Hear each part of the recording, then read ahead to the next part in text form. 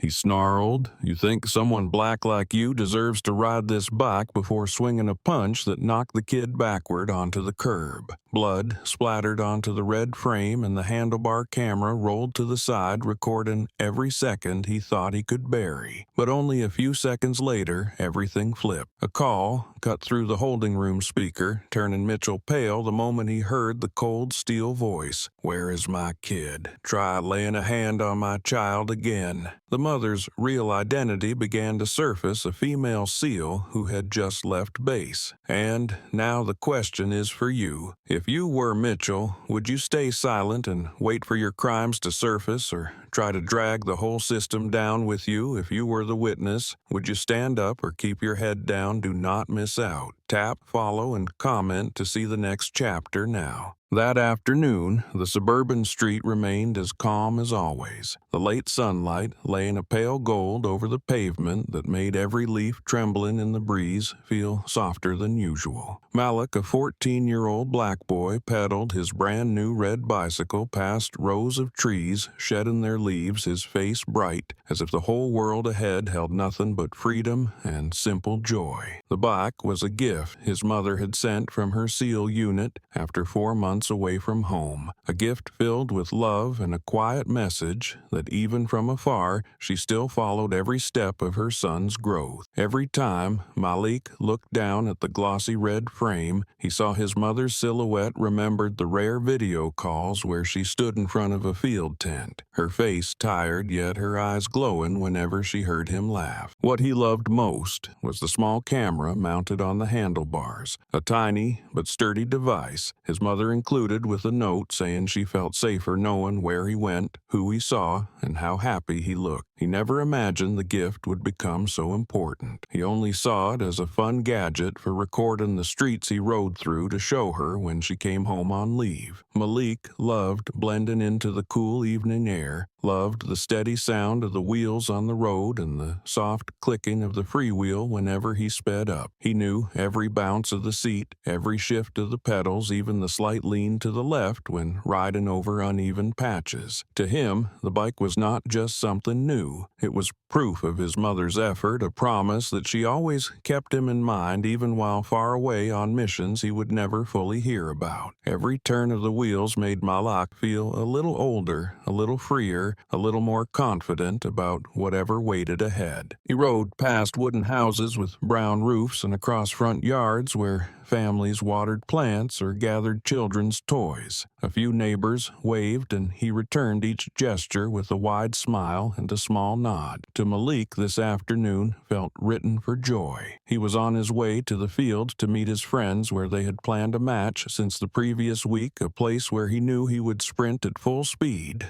laugh hard, and forget every dull assignment from class. The wind grew stronger as he turned toward the park road, his loose curls blowing wildly across his forehead so often that he had to brush them aside, though it did nothing to dim his excitement. In Malik's mind, there was no concern except how beautiful the weather was and how he would be on time just as he promised his friends. Peaceful days like this did not come often, especially with his mother always away and him spending most days at home with his grandmother. Being able to ride the red bike on his own toward a place he liked to meet people he cared about felt like something no 14-year-old would trade for anything else. With every meter that passed, Malik grew more certain that nothing could ruin this perfect afternoon. Sometimes the worst things begin in the very moment everything seems most peaceful. Malik turned through a curve near a quiet residential area, a familiar stretch he rode every day. He had no idea that a few hundred meters ahead a pair of eyes was waiting in unreasonable suspicion, growing ready to turn his gentle afternoon into a storm he could never foresee. The wind still blew, the bike still rolled, and he still smiled, completely unaware that in just a few minutes the red bike and the camera on the handlebars would become crucial witnesses to the defining moment that would change his life. Malik kept pedaling faster, his strong legs moving in rhythm, his breath mixing with the wind. His mind held only one hope, that the game today would be fun, that no one would argue, that no one would fight too hard for the ball. Everything was perfect in his imagination then, from the moves he would make to the three-point shot he had practiced all week to the image of his friends cheering when he ran onto the court. It was a simple and innocent world, fitting for his age, fitting for what any 14-year-old child deserved. The bike rolled across the grass, the sunlight reflecting off the metal frame, until it looked like a streak of red moving through the softening afternoon. Malik felt light inside, unaware that in only a few more minutes everything would be ripped from him so suddenly that he would not even understand what he had done wrong. That afternoon began with peace, with the small joy of a boy who only wanted to reach the court and play with his friends. But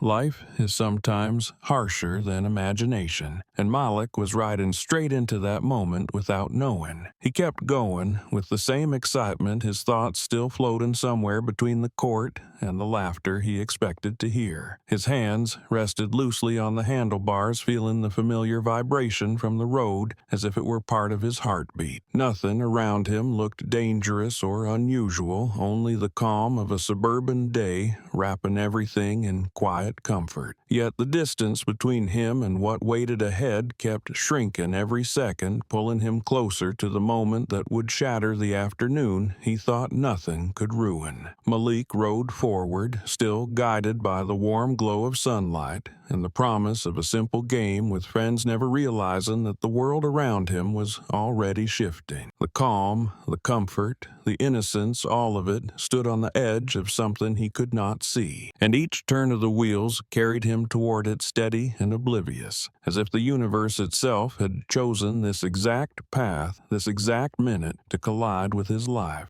The road leading to the court grew quieter as Malik moved deeper into the neighborhood bordering the park. The sound of his wheels stayed steady, but the air shifted subtle enough to miss like a thin layer of tension drifting out from the corner ahead. Malik kept a moderate pace, glancing along the familiar houses he had passed countless times, feeling no need for caution. He was imagining his friends yelling when he arrived and even thinking about who he would tease first. Nothing hinted that just a few dozen meters ahead a pair of eyes filled with prejudice was waiting. A white police officer stood on the sidewalk, leaning slightly into the shade of a tree, one hand resting on his duty belt as if expecting something. His gaze locked onto Malik's red bike the moment he appeared, a look edged with suspicion and a prejudice barely concealed, as if that bright metal frame did not belong to a black child. Malik did not notice at first, still focusing on keeping balance while wiping sweat from his forehead. Only after he rolled a bit farther did he feel that stare pressing on him without pause. A light chill ran along his spine, making him lift his head fully, and that was the moment everything began to slide off its peaceful track. The officer stepped into the street, raising a hand in a sharp command to stop, leaving no room for avoidance. Malik startled and squeezed the brakes, the discs letting out a faint scrape in the quiet street. The officer's presence was so heavy that the once calm block felt choked, the air freezing for a few seconds. Malik swallowed and looked at the nameplate on the officer's chest, the angled sunlight making the name Mitchell easy to read. His face was tight, his gaze locked on the red bike, as if Malik had brought something that offended his authority. Malik drew a breath to steady himself, pressing one foot to the ground as the bike came to a full stop. He politely lifted his hands from the handlebars and spoke in a soft, respectful tone, careful not to provoke or escalate anything. "Sir, I am on my way to the court. This bike is a gift my mother sent home." The line was short, clear, and proper, exactly what his grandmother had taught him about speaking to authority. He even offered a small smile, hoping friendliness would loosen the air. But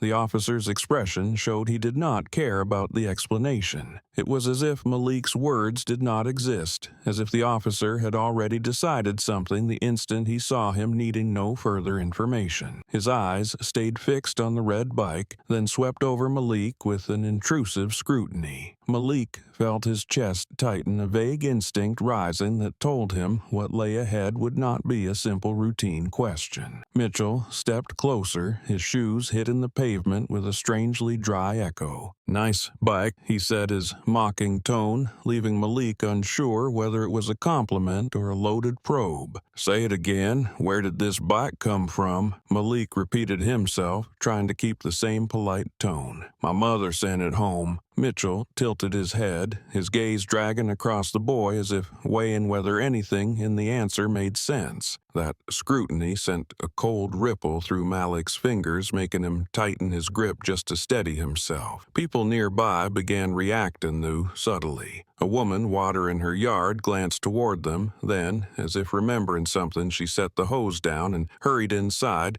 pulling the door shut without a word. An elderly man, holding a newspaper, froze as well, his eyes flicking to Malik with a brief look of sympathy before he dipped his head quickly, almost as if afraid to meet the officer's stare. Malik did not understand these reactions, but he felt the rush of avoidance moving around him as if standing near this officer alone was enough to bring trouble. Mitchell pressed on. "Where did your mother send it from?" The question was not meant to gather information, but to apply pressure. Malik said his mother was on duty, but before he could finish, Mitchell let out a low laugh, a sound that deepened the lines at the corners of his mouth, not warm in the slightest. The next question came faster, sharper, the tone carrying unmistakable distrust. "Where are the papers? Where is the receipt? Who proves this bike is yours?" Malik blinked, trying to keep his voice steady. "My mother mailed it through the postal service. I have the tracking code at home." Mitchell lifted his chin, curling his lip as if he had just heard something absurd. "Convenient," he said, then looked back at the bike. "A kid with your skin color suddenly has a brand new ride with a camera, too. Sounds strange." Malik froze at the last line, a chill running straight from his neck down his back. He had heard prejudiced comments before, but this time it landed when his mother was gone, when he had no one beside him, and it came from someone wearing a badge. The air grew so thick that Malik could hear his own breathing inside his ears. He sensed that this encounter had already crossed the boundary of anything normal. The rapid questions no longer carried the purpose of checking anything. They had turned into hostility, a warning that something serious was waiting ahead. He looked around, hoping someone was still nearby, but everyone had slipped away without him noticing, leaving him alone in an empty stretch of street with the officer still standing before him, eyes fixed on the bike. Malik tried to gather his courage, saying he was only going to meet his friends and that the bike was his. He spoke with the only truth he had, but it was obvious that Mitchell was not there to hear the truth. He was there to grasp a sense of power, something he had grown accustomed to imposing on those who could not push back. Malik felt his throat dry and fear slowly building, and even though he tried not to show it, he had no idea what was coming. The interrogation that sparked the conflict had begun just like that. Quiet but sharp, opening a path into an afternoon that seemed peaceful, yet was about to collapse in an unexpected way. Malik stood there with one hand still on the handlebars, his breathing slowing and Mitchell's stare staying fixed on him like a pointed blade. A clear unease settled in his chest, warning him that what he thought was just a simple stop would soon turn into something irreversible. He shifted slightly, trying not to let the trembling show, wishing he could understand why the situation had escalated into something so tense. The street that had felt familiar only moments earlier now felt foreign, the silence pressing heavily on his shoulders. Malik's thoughts raced through every lesson his grandmother had taught him about staying calm, about staying respectful, but none of it seemed to matter under Mitchell's unblinking gaze. Standing there with the sunlight fading behind him, Malik realized that the moment had already tipped out of his control. The warning signs were all around him, carried in the officer's tone and the empty sidewalks and the creeping sense that the rest of the world had quietly stepped back, and with each passing second the line between safety and danger thinned, leaving him alone in the narrowing space between them. The moment Malik lunged down to reset his pedal into starting position, Mitchell took another step toward him, tightening the space between them as if he wanted Malik to feel his heavy breath on his face. His eyes no longer held even the thin layer of politeness from earlier. They had shifted into the stare of someone who imposed, pressed, and was ready to decide the truth before hearing it. He scanned the bike once more, then stopped on the boy standing awkwardly in front of him, and the first words, exposing his true nature, cut into the already tense air like a cold blade. "A bike this nice, being ridden by a kid like you, sounds strange." Mitchell dragged out the last word, his tone thick in a deliberate way that turned the line into an insinuation rather than a comment. Malik felt his heart dip, each word landing heavily in his ears. The officer did not need to spell it out. Malik already understood what he meant because he had heard similar lines from people who believed skin color determined ownership, who believed shiny and expensive things could not belong to someone like him unless wrongdoing was involved. He tightened his hands on the handlebars, steadying his voice. "This bike is a gift my mother sent home. She is serving with the SEAL unit." Malik spoke each word clearly, hoping the truth would ease the situation. But Mitchell's reaction felt like a splash of cold water on that hope. He laughed with disdain, a short, sharp sound like the edge of a knife, a laugh that said he did not believe him, did not need to listen, and did not value anything the boy said. He looked Malik over from head to toe as if trying to decide whether any part of his story could be true. "SEAL, your mother is,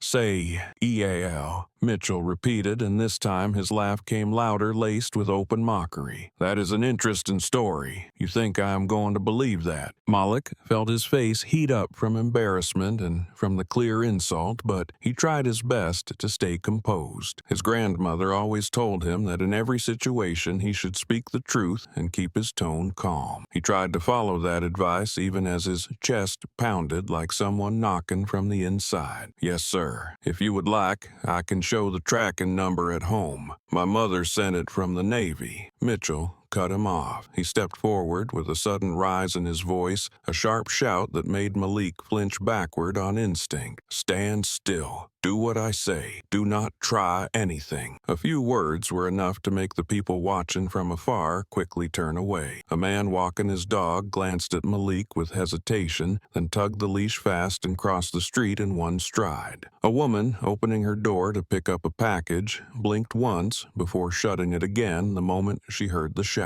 Malik saw all of it, felt the invisible curtain of avoidance tightening around him. "I am not resisting," Malik said, trying to keep his voice steady. But the moment the words left his mouth, Mitchell cut him off with a sharp flick of his hand. "I have heard enough. The more you talk, the more wrong you sound." He stressed the last word as if handing down an accusation Malik had not even realized he was being charged with. Malik stayed still, his hand slightly trembling, but still resting on the handlebars, doing his best not to look afraid. But something in Mitchell's eyes told him the danger was growing by the second. It was no longer suspicion. It had become pure prejudice, the kind that made people believe no matter what he said, he was at fault, that the bike was not his, that his presence on that street was enough to cause trouble. Mitchell began glancing up and down the block as if searching for witnesses to reinforce his power. But when he saw no one willing to stay, he turned back to Malik with dangerous confidence. A 14-year-old kid riding a brand new bike, wandering alone into this area, and now making up stories about the SEAL unit. "You think I am foolish enough not to understand what that means." He spoke each word dropping heavier into the space between them. Malik could not respond immediately. He did not understand what he was being accused of, why his words had become lies in the officer's mind, why the bike he loved had turned into an excuse for this man to impose hostility on him. He tried to speak. "I'm just going to meet my friends. I did not do anything wrong.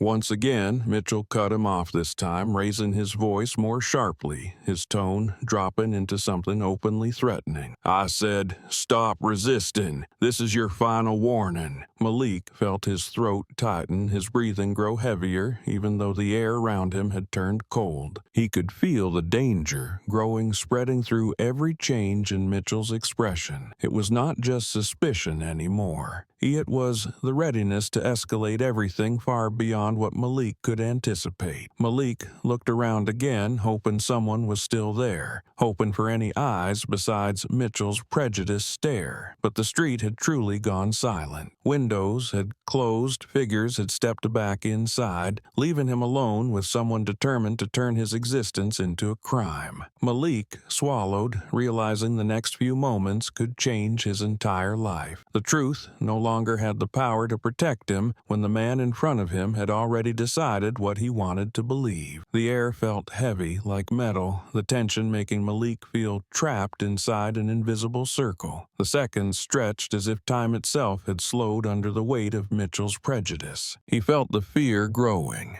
and even while trying to remain calm, Malik understood that the conflict had already caught flame. That flame did not come from anything he had done, but from the one thing he could not change: the color of his skin and the unreasonable bias of the man standing before him. And as that flame rose, no one could know what would happen in the moments that followed.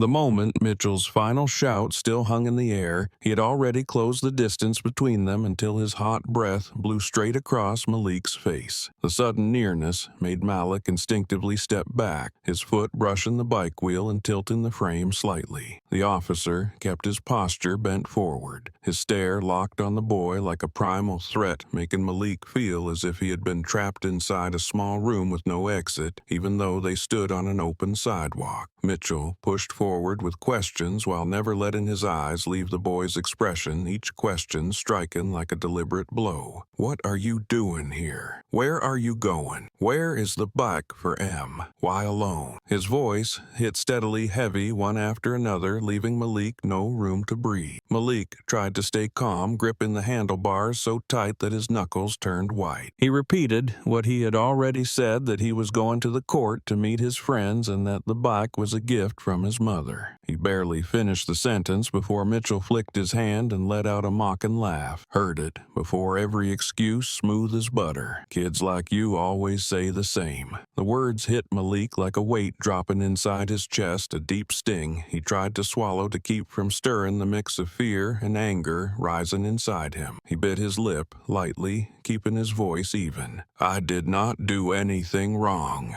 Mitchell cut him off immediately, his tone sharper. "I do not care what you think. I am asking to find out what you are hiding." Malik lifted his head slightly, his mouth parting in confusion. "I am not hiding anything. I just want to get to the court." The simple truth was twisted in an instant by the officer's raised brow, the gesture dripping with accusation. "Want to get to the court? But riding like you just took something that is not yours." His voice slid low, pulling Malik deeper into that groundless suspicion. Malik felt the air around him grow thicker, as if the last light of the afternoon had been swallowed by Mitchell's hostile presence. He wanted out of the situation, wanted to reach the place where his friends and their basketball shoes were waiting. He tried again, his voice trembling slightly from the effort to stay calm. "I'm running late. I want to keep going." He said it with the faint hope that honesty would end the confrontation, but the effect was the complete opposite. Mitchell jerked his shoulders back, his face shifting for a brief moment before flaring with what looked like outrage, as if Malik had challenged him. He barked the shout, sharp and loud enough to make Malik flinch, his heart pounding against his ribs. "Trying to run, huh?" It was phrased as a question, but carried the tone of an accusation enough to turn any harmless movement into a sign of guilt. Malik froze, his hands stiff on the handlebars as if tied there, his eyes wide with shock and fear. His breaths came fast, and Mitchell stepped in half a stride, tightening the pressure he held over him. Malik felt his thoughts tangle completely, every possible response stuck in his throat, because he understood that any word he said could make things worse. But staying silent did nothing to lessen Mitchell's aggression. The officer stared straight into his eyes as if trying to pull out a confession profession that did not exist. I know your type. One look, and I can tell there's a problem. He spoke slowly, his voice tight, carrying a deep-rooted hostility born from prejudice. Malik drew in short breaths, sweat forming lightly on his forehead even though the evening wind was cooling the entire block. At that moment, across the street, an elderly man carrying a stuffed canvas bag was returning from his walk. He saw Mitchell shouting into Malik's face and immediately froze. Worry washed over his features, his eyes darting around before landing on Malik with unmistakable sympathy. His trembling hand moved to his chest, gripping his heart medication bag in a habitual response whenever strong emotions surged. He had witnessed Mitchell stop the wrong person before and cause trouble, and had even been a victim of one such mistake, so his fear appeared almost instantly. He wanted to step forward, but his legs refused, forcing him to retreat a step instead. His aging eyes wavered in the chaos of fear and helplessness, creating a scene that made Malik feel even more certain that something terrible was coming. On the sidewalk, the heavy silence stretched longer. Malik felt his throat dry as if a cord were tightening around his chest, while Mitchell's stare pushed harder, trying to corner him into an admission. The entire street felt like it was standing at the edge of a cliff where everything could fall with the slightest push from the man before him. Malik swallowed with difficulty, feeling his hand tremble on the handlebars as he searched for any explanation that might calm the situation, but no safe words came. Every second became a suffocating tick, forcing Malik to accept that he was standing in the center of danger he had never prepared for. Mitchell kept tightening the atmosphere until it felt like there was no room left to breathe. He leaned in closer, lowering his voice with deliberate malice. "You'd better cooperate. If not, I will consider this disobedience." The word disobedience landed like a pre-written sentence, an excuse he could use at any moment to turn Malik into a criminal, even though the boy had not moved. Malik felt goosebumps rise along his skin, every sense stretched to its limit. A cold shiver ran through him like a dark warning that the next moment would slip far beyond his control. Malik could feel the world shrinking around him as if the sidewalk had closed in and the air itself had turned sharp. His pulse hammered in his ears loud enough that he barely heard anything else. Mitchell's looming presence pressed harder, his shadow stretching long across the pavement. Malik sensed the shift in the officer's posture, the tightening of his jaw, the faint twitch in his hand that suggested something was about to happen. And in that suspended moment, Malik understood that he was standing in the precise second before everything would break. In the distance, the elderly man still stood there, clutching his medicine bag, his eyes following Malik with a pain that looked as if he himself were standing in the boy's place. But he did not step forward because the fear from his past clung to him like a shadow he could not shake. Malik saw the slight tremor in the man's figure, and it made him understand that the danger before him was larger than anything he had imagined. The man had once been targeted by Mitchell as well, so he knew nothing could stop the officer once he began to escalate. The space seemed to close in around Malik, fear spreading down to the soles of his feet and rooting him to the pavement. A strange sensation swept over him as if a storm were spinning right above his ear, waiting for a spark to strike. And in that heavy breath, Malik felt clearly that the next second would be the breaking point of his peaceful afternoon, the moment that would make everything collapse in a way he could never fight against. The wind, that had once felt cool, now pressed against his skin like a warning, carrying the taste of something sharp and imminent. Malik felt the pressure building inside his chest, each inhale growing shallower as the weight of what was happening settled over him. The world around him no longer felt like a street he knew, but a narrow path closing in from all sides, leaving him with nowhere to move. Mitchell's presence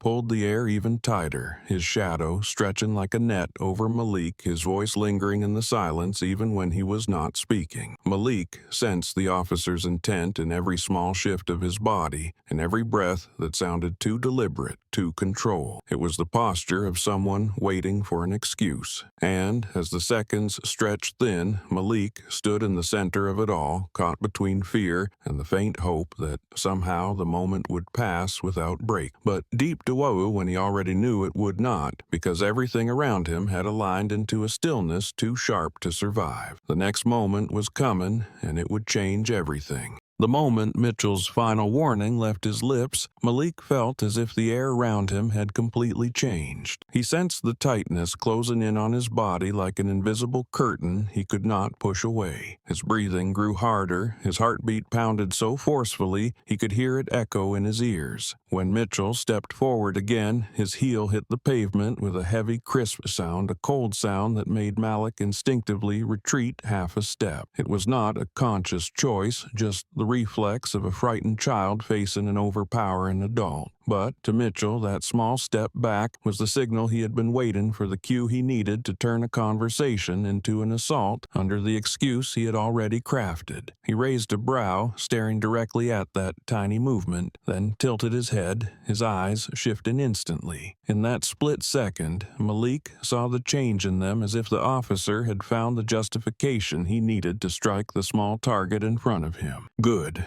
Mitchell murmured, his voice dropping low like the mark of someone who had decided exactly what he would do. "So you admit it." The words sent a chill down Malik's spine. He did not even understand what he was supposedly admitting, did not have time to say anything more before Mitchell reached for the pocket beside his duty belt, where a glint of metal had just caught the sunlight. He pulled out a smooth, thick piece of metal, its bronze sheen making Malik recognize it instantly. It looked like a small ring from the outside, but Malik had seen a few teens in the neighborhood use something similar when practicing martial arts, and the adults always told him to stay far away because it could cause serious harm. Mitchell rolled it between his fingers, then slipped it on as if preparing for some dark ritual. His fingers tightened, the knuckles rising, and the bronze piece locked against them, turning his hand into a weapon. Anyone who knew would recognize it as a type of brass knuckle used to amplify the force of a punch, and in Mitchell's hand it became a tool meant to punish those he decided were obstructing him. When Malik saw it, he backed up harder, but his foot snagged on the pedal, forcing him to brace against the handlebars to keep from falling. A primal alarm blared in his mind, warning him he was in the most dangerous moment of his life. He wanted to run, but his legs weakened, his whole body stretched tight, like a string pulled to breaking point. He opened his mouth to say he was not resisting, that he was only scared, but the words never formed. Mitchell was already moving. No pause, no hesitation, no space for Malik to understand what was happening. The officer launched forward with a speed that sliced the air in an instant, a burst of motion so sudden it left Malik with no time to brace, no time to escape, no time at all. And the moment that followed would be the one that shattered the entire afternoon. The punch came from the right, delivered with the precision of someone who knew exactly how strong his own hands were. Malik barely managed to blink before a burst of light exploded across his vision as that metal-loaded fist struck directly into his temple. A dry crack rang out sharp and heavy like metal slamming against something solid, a sound that seemed to jolt the whole corner of the street. A bird, perched on a power line, flapped away. A nearby door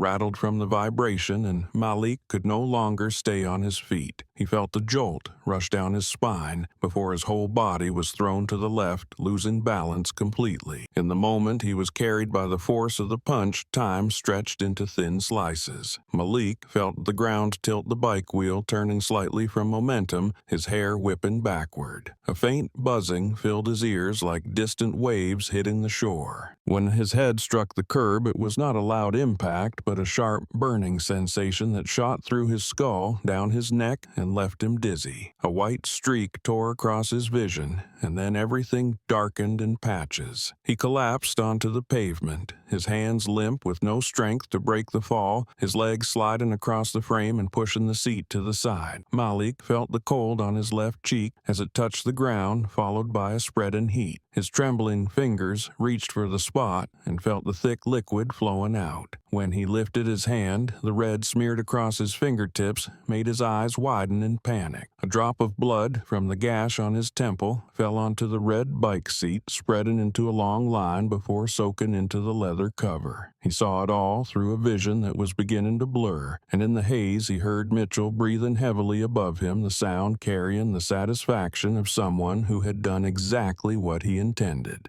Near the bike, the small camera still showed its green light. It had shifted slightly from the impact, now pointed at an angled view that captured Malik's half-fallen body and the figure of Mitchell standing over him. Every movement, from the punch to the moment Malik hit the ground, was recorded in frames clear enough for every detail to be seen. The camera kept running quietly, doing the job his mother hoped for when she attached it, but in this moment had become the only witness that remained honest. Malik tried to open his eyes, but his eyelids felt weighed down by the weight of the entire afternoon. He heard his own heavy breathing, the sound of blood trickling past his ear. Even though his vision had faded into shifting patches of light and dark, he could still make out Mitchell leaning down the hand wearing the metal piece still curled into a fist. The officer's eyes were filled with a strange satisfaction, as if the punch had given him the superiority he always wanted to prove. Malik wanted to say something, wanted to draw in a breath to protest, but his throat tightened so completely that no sound could escape. A few meters away, the elderly man who had been watching the entire time trembled even harder. He lifted a hand to his chest, gripping his heart medication bag until his fingers turned white. His eyes narrowed as he tried to see whether Malik was still moving. He wanted to shout, but his weak breath kept any sound from escaping. He wanted to run over, but the tight pain in his chest stopped his feet. He shook as if reliving an old nightmare, the moment Mitchell once shoved him against a wall while the whole neighborhood stayed silent. That memory returned as vivid as if it had happened the day before, binding his body with the same fear he once endured. Mitchell straightened up, exhaling with a heavy breath like someone finishing an intense workout. He looked around to check for witnesses, but the neighborhood stayed silent, windows stayed shut, doors remained closed, and the only elderly man nearby stood too far away to speak or intervene. The scene felt frozen, broken only by a faint breeze moving a few dry leaves. Mitchell adjusted his belt, his voice cutting through the air with a cold indifference that Malak heard through the ringing in his ears. "Kids like you are always the same." While his voice still lingered, the camera continued to record. From its limited angle, the small device captured the truth more honestly than any witness dared express. It caught everything: the punch, the impact, Malik's terrified face, Mitchell's unsettling calm, and the growing smear of blood spreading across the red bike seat. Malik lay motionless. The wind brushed against his face, carrying a chill that drained the color from his skin. His head filled only with the soft ringing, then even that began to fade. But before his consciousness slipped away completely, he still tried to sense the bike beside him, feel the throbbing pain in his skull like a hammer strike, and feel the injustice pulling him down. The punch had not only hit his flesh, but it had also crushed the small sense of safety a child carried on his way to a basketball court like any other day. And as he sank slowly into darkness, the peaceful afternoon he once had was shattered beyond repair. The pavement beneath Malik's body was ice cold, the chill cutting through his skin and sinking into his bones as he lay motionless beside the red bike, now tilted to one side. His eyes were barely open, but the weight on his eyelids reduced everything ahead to trembling patches of color. Malik's breathing grew heavier, each breath carrying the metallic taste of blood pooling in his mouth and shaking his chest. He felt the dust sticking to his cheek, and the only sound reaching him was the faint ringing left by a punch so strong it had sliced the world into dark fragments. He tried pulling air through his teeth just to hold on to a sliver of consciousness, but the dizziness dragged every effort down as if he were sinking into murky water. The sound of footsteps pulled him halfway back to reality, hurried steps mixed with panicked breathing. Residents had begun pouring out of their homes because the harsh crack of the punch had traveled farther than Mitchell expected. A woman from the next yard threw a hand over her mouth, horror filling her eyes when she saw the boy lying on the pavement, head tilted, blood streaming down his temple and dripping onto the red bike frame. A young man, walking his dog, stopped dead, his face draining a color when he noticed the brass knuckles still in Mitchell's hand. Both hovered at the edge of the scene, wanting to step in, but instantly backing away when Mitchell turned toward them, his cold stare enough to make anyone feel like the next target. No one dared get too close yet. They remained far enough to keep trouble at bay. A teen crossing the street froze at the painted line, his feet glued to the ground at the sight before him. People peered through windows, curtains shifting, doors cracking open only to shut again, as if avoiding the invisible danger spreading from Mitchell's presence. Malik lay there, struggling for breath in the middle of fearful, distant eyes that wanted to help but lacked the courage to take a step. He smelled the dirt mixing with his own blood, and through his dimming vision could no longer tell whether the shadows he saw belonged to people or the trees behind them.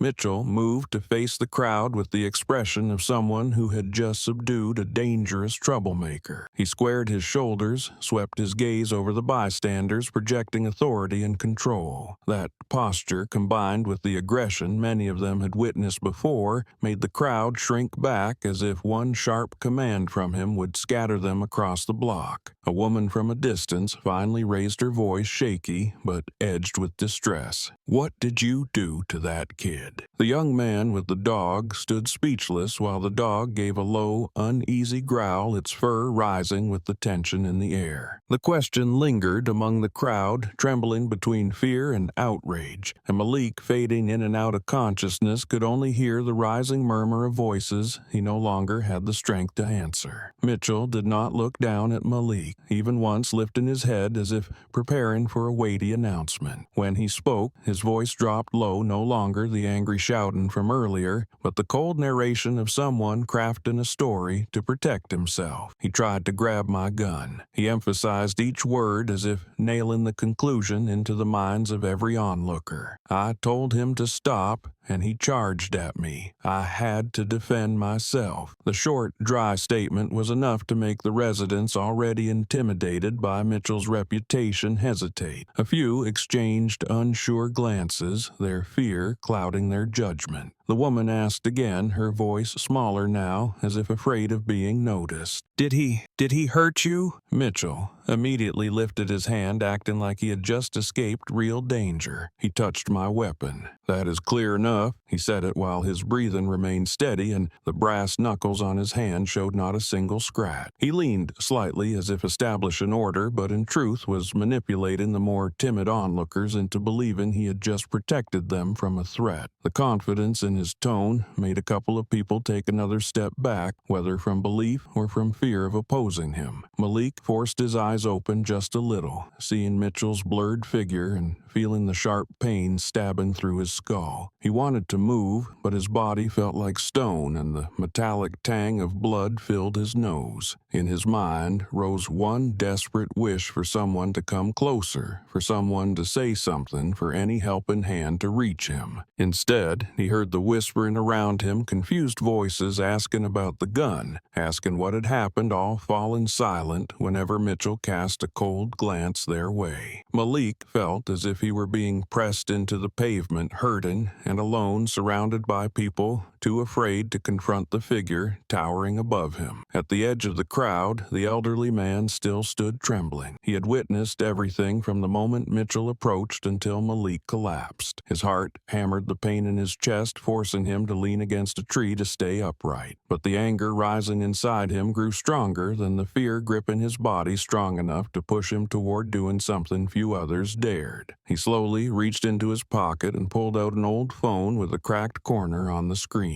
His fingers shook so badly he almost missed the record icon, but after a few tries he managed to tap it. The small screen lit up with the image of Mitchell standing over Malik, along with the officer's cold voice claiming the boy had reached for a gun he had never touched. And while most remained frozen, the old man held his phone steady, knowing that this recording might become the only truth the world would believe. He shielded part of the phone with his palm, angling himself so Mitchell would not easily notice. The trembling in his hand made the frame wobble, but what mattered more was that he was doing something he had not dared in years, not since the day Mitchell himself had cornered him against the wall of a deserted alley. Years of fear had convinced him he was too old to step into anyone's troubles. But seeing Malik lying motionless on the ground, a smaller version of who he once had been, he knew he could not turn away again. The phone shook lightly in his hand like the beat of a heart fighting through old fear. On the screen, Mitchell's face tilted as he noticed the murmurs rising from the crowd. "I told you already," he repeated, his voice hard as stone. "He tried to grab my gun." The lie rang so clearly it seemed to cut through the silence of every witness there. And that very lie, paired with the sight of Malik bleeding on the pavement, pushed the old man to press and hold the record button longer, firmer, more determined. From his position, the camera captured everything. The image of a boy knocked to the ground, the image of a police officer calmly building a false story, the image of bystanders, too afraid to side with what was right. And even though his shaking hands tilted the frame, the video became the beginning of the truth, the spark that would unravel the entire performance Mitchell was trying to stage. Malik lay there between ragged breaths and the drying blood on his temple, completely unaware that an old man's trembling act was quietly planting the seed for justice to come. His vision flickered, the world fading in and out, but the recording continued steady in its purpose, even if the man holding it was not. And Mitchell, confident as he fed his lie to the fearful crowd, had no idea that in that very moment an old cracked phone had begun capturing the downfall he would never be able to escape. While Malik was still fading in and out beneath the dim light of late afternoon, Mitchell bent down, grabbed him by the collar, and yanked him up with no regard for whether the boy was conscious enough to stand. Malik tried to balance on legs that felt hollow, his head spinning as if caught in an endless loop. His vision blurred, but he felt his wrists twisted behind him, the cold metal of the cuffs biting into his skin and making him shiver. Mitchell tightened them so harshly that Malik had to fight just to keep his breath steady. His face had gone pale from blood loss and dizziness, yet Mitchell dragged him as if hauling a convicted criminal who did not deserve to speak. Malik was shoved into the patrol car, every jolt sending a fresh wave of numb pain through his skull, white flashes sparking in his vision before fading like falling stars. As the car moved toward the station,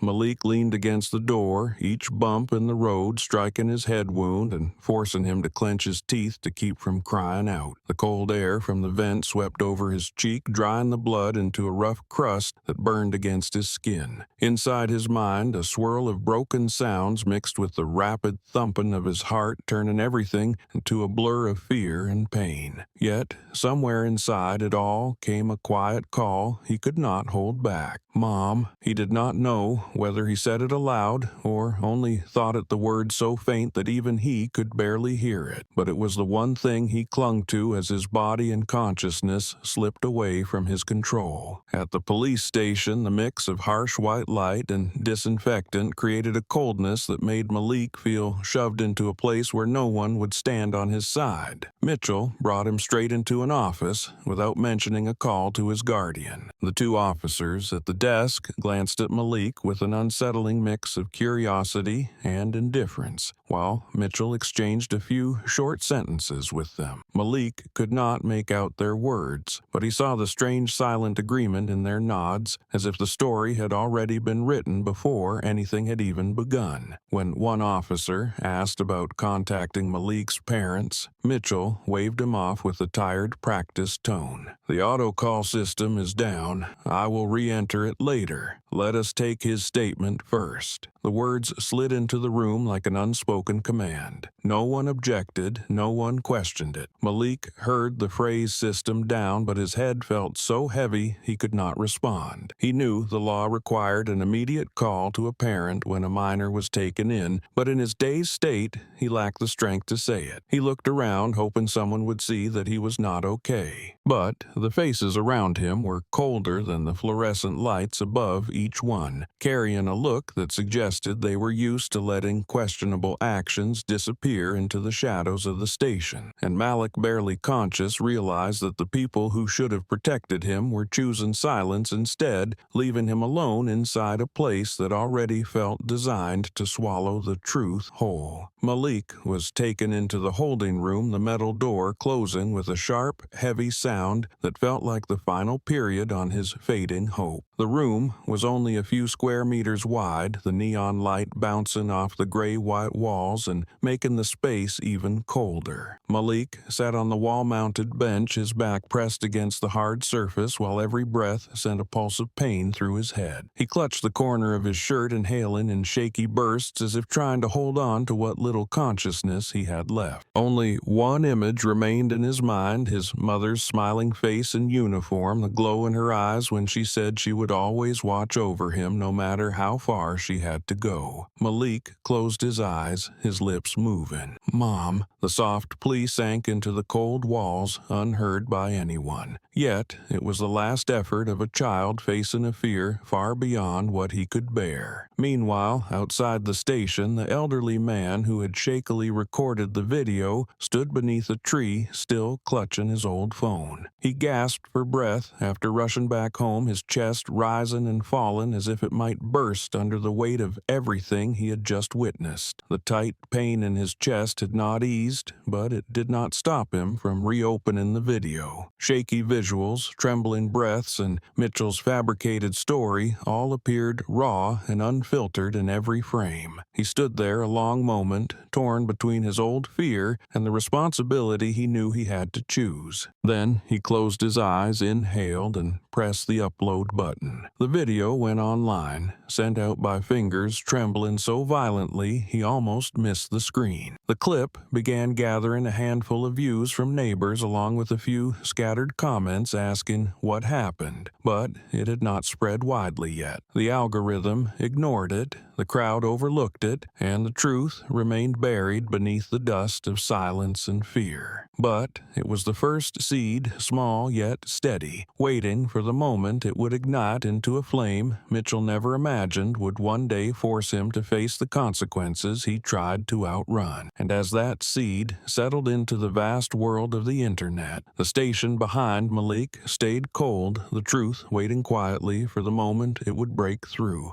While Malik curled up on the cold bench of the holding room, the pounding in his head striking like a hammer against his skull, Mitchell walked straight into the officer's workspace with the confidence of someone who believed he had just completed an excellent job. He drew a breath and began retelling the story exactly the way he wanted it heard. His voice was steady, firm, without a trace of hesitation, as if he were not lying but stating an obvious truth. "The kid attacked me when I told him to stop," he said, resting on his belt posture. Arrogant. He reached for my gun. I had to react immediately, otherwise someone would have been hurt. The words rolled off him easily, each one landing like a period meant to shut down any version of the truth no one there had the courage to question. A few officers near the desk looked up and nodded the kind of nods from people too accustomed to trusting a colleague over any objective detail. One of them patted Mitchell's shoulder, his eyes showing a troublingly effortless agreement. Quick reaction. Kids that age can be reckless. These compliments were not about uncovering the truth. They were meant to reassure Mitchell that he had the situation under control. No one asked how a 14-year-old could possibly reach for a trained officer's gun, nor why the child had been beaten badly enough to collapse. "Back up your own" was the cloth draped over everything, making loyalty more valuable here than fairness. Meanwhile, Malik was taken out of the holding room to give his statement. Still dizzy, he walked slowly and heavily, his hands so cold that when he placed them on the metal table, the chill climbed back into his skin and made him shiver. An older officer sat across from him, opening the report, eyes down on the page pen ready. His voice was flat as he asked the first question. Malik tried to answer as clearly as he could, even though his tongue felt heavy like it was coated in sand. He said he had only been riding to the court. He said Mitchell stopped him, then everything happened too fast. He said he was hit, and he did not understand why he was accused of grabbing a gun. He said all of it in a faint voice, shaped by pain and the fear clinging to every breath he took. But when the officer wrote down what Malik said, his pen carved out a different story. He noted that Malik had been uncooperative when asked to stop. He wrote that the boy showed signs of resistance. He added hand movement near weapon area as a subtle piece of evidence to push the story toward guilt. Every sentence Malik spoke was bent by neat handwriting shaped by bias. Each time Malik tried to correct him, the officer nodded but continued writing things the boy had never said. Malik stared down at the table, his head buzzing again until his vision blurred. He understood he was trying to prove something no one in the room wanted to hear. And as he sat there, trapped between exhaustion and injustice, Malik felt the weight of a truth being overwritten in front of him, his words slipping into a file already shaped to condemn him. In a corner of the office, a young officer named Harris stood in silence. He had listened to Mitchell's story from the beginning, watched how easily his colleagues accepted it, and now through the glass, AHE saw Malik sitting with his head lowered at the interrogation table. Harris did not know. Malik did not know the red bike or what had led to the conflict, but he sensed something was wrong. The boy's unsteady posture, the way Mitchell's account came out too smoothly, too perfectly aligned, too much like a script rehearsed in advance, all unsettled him. Harris drew a breath, his hand tightening slightly as if he were about to step forward and speak. But then he saw Mitchell's eyes sweep across the room, a silent reminder of the unwritten rules. In this environment, speaking up meant taking on consequences. He thought of his family, of being isolated, of the dismissive stares from his own shift. Fear crept into him, swallowing the impulse to intervene. He lowered his head to his desk quietly, just as dozens before him had done when witnessing similar moments. Meanwhile, the report in front of Malik filled line by line each sentence, twisting the boy's words into fabricated evidence against him. Details were clipped, altered, rearranged, and added, all pushing Malik toward guilt. And when a report was built on loyalty over truth, what Malik faced was no longer a distorted document, but an entire system aligned with the man who had attacked him. Malik lifted his gaze, his eyes heavy with exhaustion, yet everything he said continued to be filtered through pens practiced at bending the truth. Outside the glass, Harris watched for a long moment before turning away. He knew something was coming, something he did not dare name, but felt sharply in his chest. A part of him wanted to stand beside the boy, but the fear of being pushed outside the circle of safety held him still. The weight of that choice dropped his shoulders as if he had just abandoned something more important than the badge on his chest. In that moment, the deception was no longer Mitchell's alone. It had begun to spread. It seeped through the lines of the report, through the silence of colleagues, through the bowed head of a young officer who knew what was right yet said nothing. And Malik in the cold room was becoming the victim of a web of lies strong enough to bury anyone who lacked the power to defend themselves. In the small interrogation room, the white ceiling light washed Malik's face even paler than usual. He still sat upright out of habit, but his shoulders sagged under the weight of the pain. The officer in front of him flipped back through the report, his voice steady as if going through a routine rather than questioning an injured child. Parent's name, he said, without looking up, pen ready in hand. Malik drew in a strained breath, unsure if it was from pain or from clinging to a fragile thread of hope. He pressed his lips together and spoke slowly, trying to keep the words from shaking. My mom is a SEAL. The sentence left his mouth as softly as a breath, yet in the silent room it dropped like a pebble into water, making the entire space tremble. The officer paused. He lifted his head, staring at Malik with a mix of disbelief and annoyance. A faint chuckle came from the doorway where two other officers chatting had clearly heard the statement. One shook his head, lips curling with mockery. A SEAL, he repeated, stressing the words as if Malik had just told a wild lie. The other officer rubbed a thumb along his belt and added with a hint of ridicule, The kid can barely stand, and he is claiming his mom is Special Forces. What are they teaching these kids? Malik lowered his head, not out of shame, but because he realized his truth sounded like a joke to everyone in the room. He bit the inside of his cheek, the metallic taste of blood spreading as his throat tightened. The officer, taking the report, set his pen down and leaned closer. "Listen, kid, do not make this harder for yourself," he said with a patronizing tone. "Everyone here knows SEALs do not have spare days to send fancy bikes to their kids. Tell the truth." Malik's lips moved again, his voice weak but steady with determination. "My mom is a SEAL." Another round of laughter broke out louder this time. Humiliation rose hot in Malik's throat, but he stayed still, clinging to the only truth that could pull him out of this web of lies, his mother. At that exact moment, the hallway door opened and a military police officer walked by holding a stack of files brought in from the patrol car. He glanced into the interrogation room, ready to continue walking until he heard Malik's words clearly. "My mom is a SEAL." His steps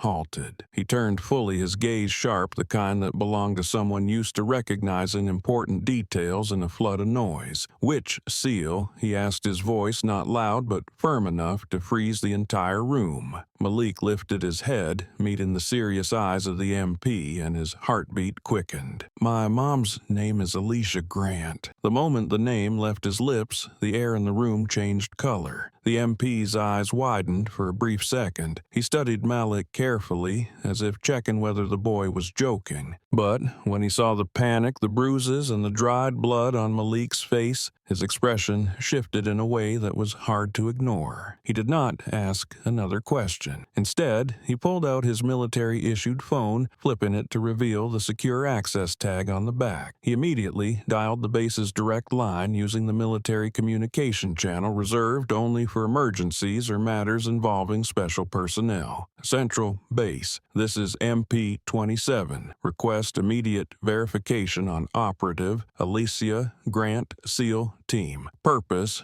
related to a detained minor at the local police station." His voice was calm yet precise, and every word struck the officers in the room like a thin needle pressing into skin. The atmosphere changed. The laughter died, the interrogating officer's expression shifted from indifference to slow creeping confusion, as if he were trying to grasp how serious the situation might suddenly be. The voice on the other end responded with the standard verification protocol. MP-27 provided the location, the reason for the request, and Malik's information. The room went so silent that even Malik's strained breathing could be heard. When MP-27 finished the last detail, the entire room seemed frozen during the pause that followed. A long, suspended silence. Then a single beep signaled a priority reply. The response came through sharp and cold. "Serious, confirm identity. Permission to escalate." The words were spoken in the steady voice of the base's command center, calm yet carrying enough weight to shift the air in the interrogation room. MP-27 tightened his grip on the phone, his gaze lingering on Malik for a moment longer. He understood now that the boy had not been lying. And, more importantly, the mother this station had dismissed so easily was not just another service member, but a high-level operative in one of the nation's most elite forces. And in that realization, the color of the entire station began to change. The interrogating officer glanced toward Mitchell through the glass, unable to hide the worry tightening his expression. The officers, who had been laughing earlier, swallowed hard, some straightening instinctively. Escalate was not a word used in personnel verification unless a situation was serious enough to require command-level attention. It meant this station had just crossed someone they should never have crossed. And though none of them yet knew what would follow, unease seeped through every fold of the air around them. From the corner of the room, Malik heard the announcement reach him, cutting through the haze of his dizziness. He did not understand all of it, but he heard his mother's name spoken over a military channel, heard the base's voice say, "Confirm identity," heard the heavy silence that followed. What he understood most was that the truth was finally beginning to disturb the fog that had wrapped around him since the moment he was knocked to the pavement. He lifted his head, exhaustion still in his eyes, but with a faint spark newly lit. Outside the interrogation room, Mitchell remained unaware of what was closing in, but the officers standing near the door felt the shift, a wave of unease spreading from MP-27 through every glance and breath. No one said it aloud, but each of them understood the moment the name Alicia Grant was confirmed, nothing would depend on Mitchell's lie anymore. The weight of that realization stuck to the air, hanging heavily between the officers who moments earlier had dismissed Malik so easily. The room felt smaller, the fluorescent light harsher, as if the walls themselves sensed the presence of someone. Their uniforms were not meant to challenge. Even the scribbled report on the desk suddenly looked fragile, its falsehoods trembling under the shadow of a truth strong enough to crush them. And Malik, sitting in that cold chair, did not know what storm was about to break outside those walls. But for the first time since the afternoon unraveled, he felt the ground beneath him steady just enough for hope to breathe.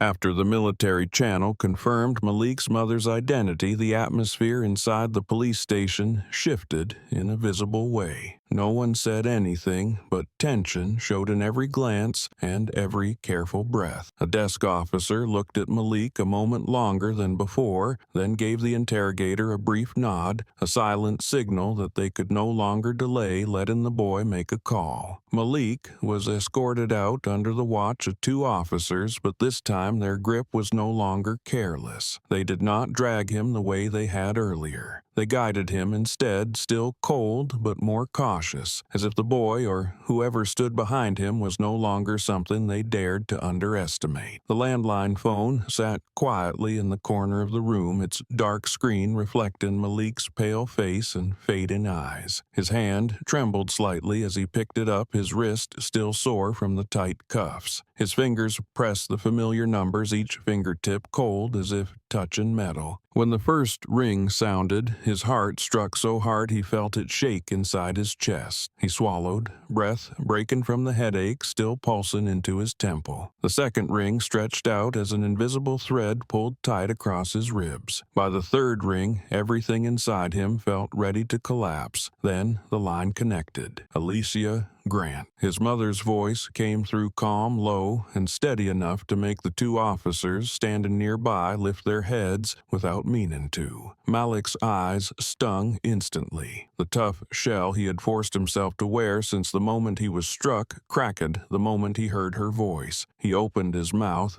but his throat was raw, the sound trembling out. "Mom." One word, but it carried all the fear, pain, and helplessness he had held in the entire afternoon. Tears slid down his chin and the collar hot and burning as they passed the cut on his cheek. He tried to speak, but every sentence was tangled with sobs. I did not do anything. I was just riding to the court. They stopped me. He said I grabbed his gun. Then he hit me. Mom, it hurts." Malik forced out the fragments, his free hand gripping the edge of the table so he would not collapse. He cried while trying to hold his voice together, but the more he tried to keep it steady, the harder the sobs broke through. One of the officers beside him blinked several times, his expression briefly uncertain, as if he had never imagined the child crying in front of him was the son of someone the military had just labeled serious. On the other end of the line, Alicia Grant was silent. Not a silence of doubt, nor of confusion. It was the kind of silence born from someone who had survived battlefields, who had watched teammates fall, who had buried her pain to finish mission. A silence cold and sharp like a blade. Malik's crying slowed when he sensed the weight of that silence stretching longer than a few breaths. He called again very softly. "Mom." The room seemed to stop breathing with him. Then her voice came through low and steady without a hint of trembling. "Malik." Just one word, yet strong enough to pull him out of the whirlpool of panic. She spoke again slowly. Stay right where you are." One of the officers beside Malik swallowed hard at that first sentence. Her second sentence was even sharper. "No one touches you again." Her voice was not raised, not angry, but carried a weight that made both officers near Malik freeze in place. A chill ran down the boy's spine, not out of fear of his mother, but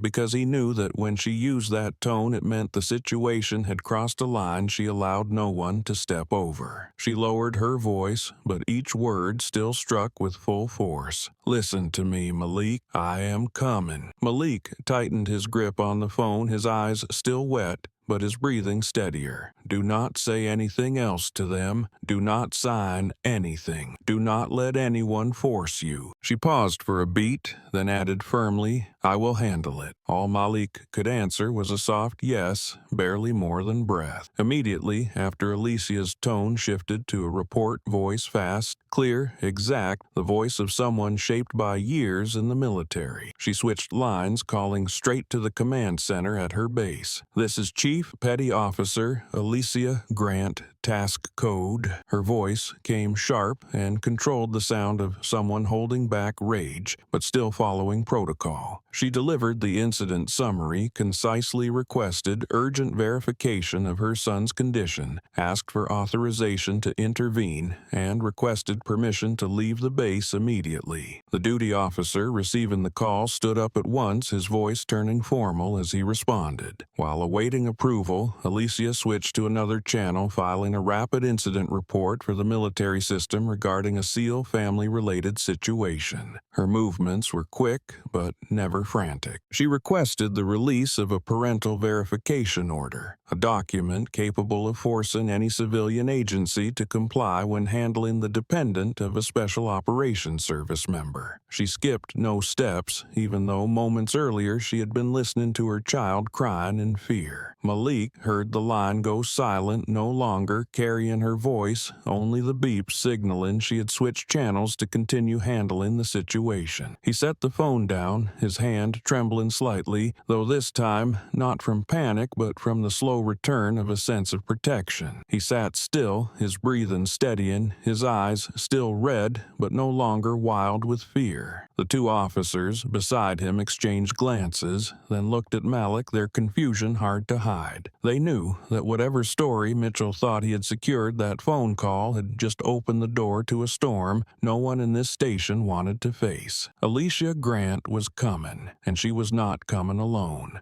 In the military compound, washed in the amber lights of late afternoon, Alicia Grant stood before her gear locker, her hand brushing the Navy uniform hanging in perfect alignment, a ritual she followed before every special assignment. But this time, the mission wasn't on any Navy operations schedule. It came from the trembling phone call of her son, his voice breaking in desperation. Alicia drew a long breath, adjusted her collar, and stepped out of her quarters like someone who had shifted roles in an instant from a seasoned operative to a mother preparing to protect the most important thing in her life. Her expression was cold and steady, so composed that anyone who saw her would know something serious was about to unfold. She walked straight toward the motor pool, her military boots striking clean, sharp beats against the concrete floor. The gate officer straightened at the sight of her, not because of her rank, but because of the pressure rolling off her like heat. Alicia said nothing, only gave a short nod before getting into the driver's seat and closing the door with a decisive motion. Only when the engine turned over did she allow the silence inside the car to rise and wrap around the hand gripping the wheel. The story her son had told, replayed piece by piece, each sentence still trembling with the rawness of a child in too much pain to speak clearly. Each time she remembered his voice hiccuping between breaths, Alicia felt her grip on the wheel tighten the tendons on her hands standing out beneath suntanned skin. Her lips pressed together, her jaw held so tense it hurt, but her eyes stayed fixed on the road ahead. She had faced enemies, hiding in foreign compounds, endured missions that left entire teams gasping for air, but she had never felt pressure quite like this. Not the pressure of combat,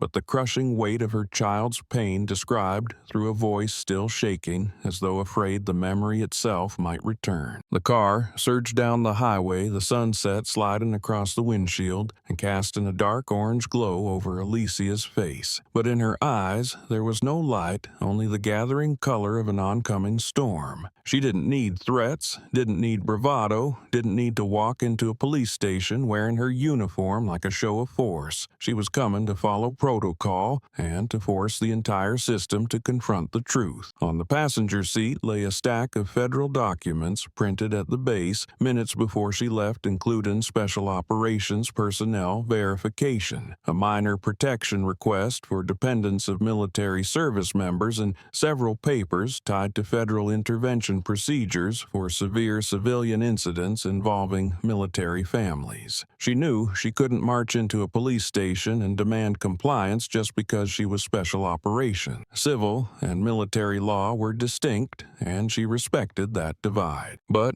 for that very reason, she carried the most lawful, most precise tools available, leaving no space for anyone to twist the narrative as they had done to her son. Every sheet on the passenger seat was a legal spear, and she was more than accustomed to wielding such spears in situations that required absolute precision. The closer Alicia got to the police station, the deeper her breaths became, as if she were preparing to step into an actual confrontation. But what weighed her eyes down wasn't the officers waiting ahead. It was the image of Malik in her mind, hands, cuffed face, bloodied eyes, frantic. The same boy who just recently rode circles in the yard on an old bike with a loose chain. The boy who once held her hand and said he wanted to be strong like her when he grew up. And now he was in a cold room treated like a criminal, accused by the man who had beaten him down onto the pavement. Online, the video the old man had posted was still in the early stages of spreading. It had garnered a few hundred views, some angry comments, but not yet enough to become a wave. The old man sat in his living room, the glow from the phone's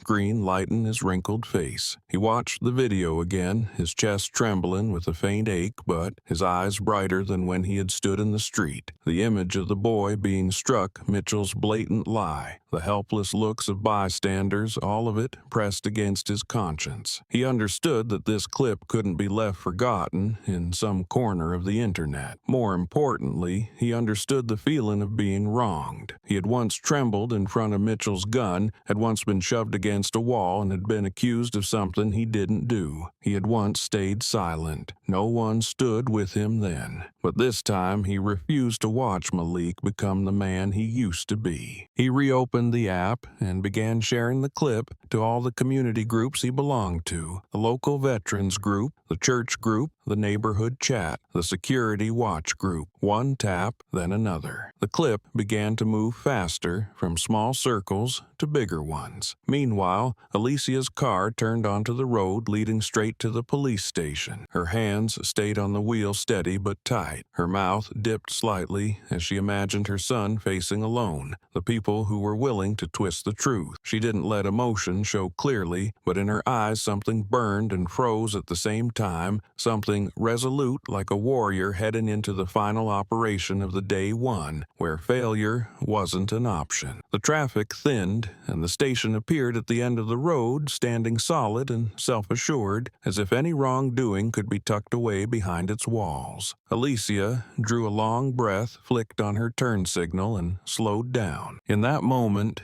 the silence in the car felt like the silence before thunder, before a storm breaks. A silence any soldier who has seen a battlefield would recognize. She had arrived, and the storm that this police station was about to endure was something none of them were prepared for. When Alicia Grant's car stopped at the gate of the police station, the atmosphere seemed to compress by a beat. The sunset cast light across her navy uniform, making her stand out in the courtyard, her posture straight like a line drawn from absolute control. The moment she opened the car door, a military police officer moved quickly toward her, standing at attention by strict protocol. He didn't give a loud salute, only a firm nod, his expression taut in the way of someone who had received orders from above and understood exactly how serious the situation was. He informed that the base Base Command had already forwarded information to this station requesting full cooperation. The presence of an MP at the entrance made several officers in the lobby glance at one another, unease slipping into every blink. The police chief was forced to step out personally. He adjusted his collar, trying to appear composed, but caution bled through every step. When he saw Alicia, he extended his hand, stiffness betraying the fear that one wrong move could send everything spiraling out of control. Alicia wasted no time on pleasantries. The moment his hand touched hers, she spoke, her voice calm in the way of someone who had made decisions on battle lines. "I need to see the area cameras now." No emphasis, no raised volume yet. Each word landed like an order that had to be carried out. The chief hesitated for half a second, his eyes shifting toward the MP standing a few feet away. The MP's presence left no room for deflection. He nodded and guided them inside while the officers on duty averted their eyes as if witnessing a sudden inspection where no one wanted their name called. A few officers tried to maintain their composure as Alicia walked through the lobby, but the wary glances they exchanged revealed their fear. They didn't know exactly who she was, but judging from the MP's behavior and the federal verification earlier, they understood this woman wasn't someone they could treat like an ordinary parent. As they moved down the hallway, the white neon lights highlighted every sharp detail of Alicia's stern expression. She didn't look left or right, focused only on the door to the surveillance room where the entire area's camera system was stored. The door opened, and the police chief signaled for the control room technician to pull up the most recent footage from the street where Malik had been stopped. The technician reached for the keyboard with a hand that trembled slightly once he realized who was standing behind him. Seconds later, the large monitor flickered on, showing the quiet afternoon street, then Malik riding his red bike into frame. The officers in the room gradually held their breath as Mitchell stepped into the road, raised his hand to stop him, and the boy slowed and stopped to polite. Every action was the opposite of Mitchell's earlier account. The room grew heavier as the playback continued, the truth unfolding in silence, while Alicia's gaze stayed locked on the screen, her expression carved from steel. The officers around her exchanged grim looks, each realizing something that no report, no excuse, and no lie could save them from. The moment the footage showed Malik standing respectfully and Mitchell advancing with aggression, the narrative Mitchell had built began to crack right in front of the one person he never should have crossed. When the punch delivered with the brass knuckles sounded in the clip, a dry, heavy impact that made the room recoil in a way that chilled the spine. The police chief squinted, then immediately lowered his head, his expression twisting for a brief moment he couldn't hide. He knew perfectly well that if this video ever made it outside, every lie told earlier would collapse like a house built on sand. He seemed as if he were searching for a justification, but Alicia's voice cut in before he could speak. "Where is the bicycle?" she asked, her tone so calm that each word felt like steel set onto the table. No raised voice, no outward anger, yet the pressure beneath it made everyone in the room straighten instinctively. The chief swallowed once, then tried to keep his voice steady as he answered. He signaled for the evidence room officer to retrieve the bike. That officer turned quickly, walking faster than necessary, clearly desperate to escape the air that felt ready to split open. While they waited, Alicia stood tall, her eyes fixed on the screen where the clip remained, paused at the moment Malik was driven onto the curb. She stared at the image of her son lying on the pavement with blood streaking down the bike seat, as if engraving every detail into memory. No one dared interrupt that silence. The MP beside her said nothing, but his hand rested on his belt in the habitual posture of someone ready to assist if anything shifted. The police chief watched sweat gathering along his back, even though the surveillance room was colder than the rest of the building. Moments later, the officer returned, pushing open the door with the red bicycle in his hands, a dark, dried bloodstain smeared across the seat. When he set it down on the floor, Alicia stepped forward. She leaned in slightly, placing her hand on the dried stain, her fingertips brushing the deep red imprint still shaped like a fallen drop. The room fell silent as her hand paused for exactly 1 second. Just one, but enough for everyone to understand that the storm they were about to face began in that moment. Alicia straightened her hand, resting beside the bike seat. Her gaze rose to the police chief, not icy, not erupting with fury, but carrying something far harder to endure restraint. The kind of restraint shown by someone who knows precisely where the power lies and understands she doesn't need to shout to make it felt. She repeated herself, her voice lower this time, but heavy enough to press on every chest in the room. We are going to review all the evidence. No one dared oppose her. No one dared say a single unnecessary word. And from that moment on, this police station was no longer a place where they controlled the story. It became the place where the truth began taking its rightful position back.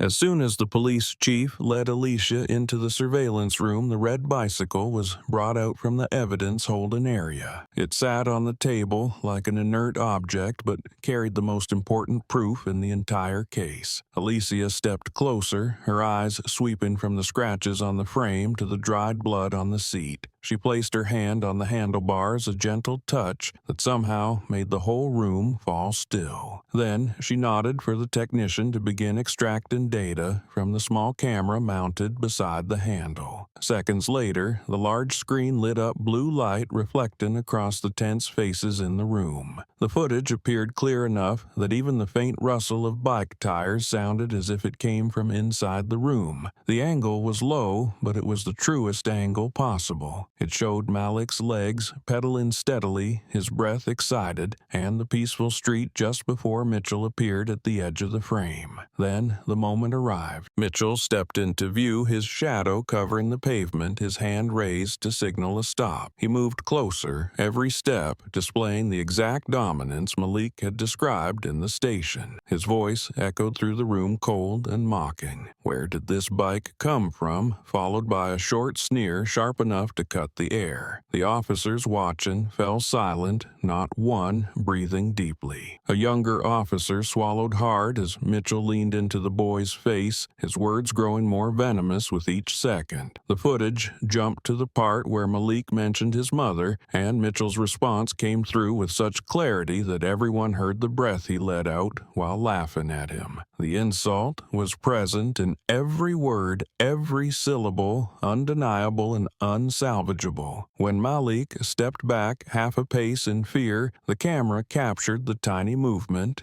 and it also captured Mitchell's hand slipping into his pocket and pulling out the brass knuckle glinting in the sunlight. The punch hit the screen like thunder slamming into the ground. The sound cracked sharply through the room. The entire blow was recorded from the victim's point of view. The swing was so forceful that the footage shook. Then Malik fell, his head striking the curb. A deep red streak appeared on the bike seat in an instant. In the surveillance room, one officer lifted a hand to cover her mouth, another turned away to hide his reaction. No one spoke because every possible defense had already collapsed the moment the punch appeared. As the footage continued, Mitchell's lie was torn apart right on the screen. Malik lay motionless while Mitchell stood over him, his voice hard as he fabricated the story that the boy had grabbed his gun. The handlebar camera missed nothing, recording each false claim against images that showed the exact opposite. Malik lay there without raising a hand, without struggling, without a single movement that could be seen as attacking or resisting. The truth was so clear that even the officers who had sided with Mitchell couldn't find a single detail to twist in his favor. When the video ended, the room fell into a heavy silence like the void after an explosion. The police chief clenched his hands, his eyes fixed on the screen until it went completely black. An older officer let out a long breath, lowering his head like someone who had just realized things had gone far beyond anything that could be justified. A younger officer, the one who had shown doubt earlier, lifted his gaze at Alicia with eyes that could not hide the shame. Alicia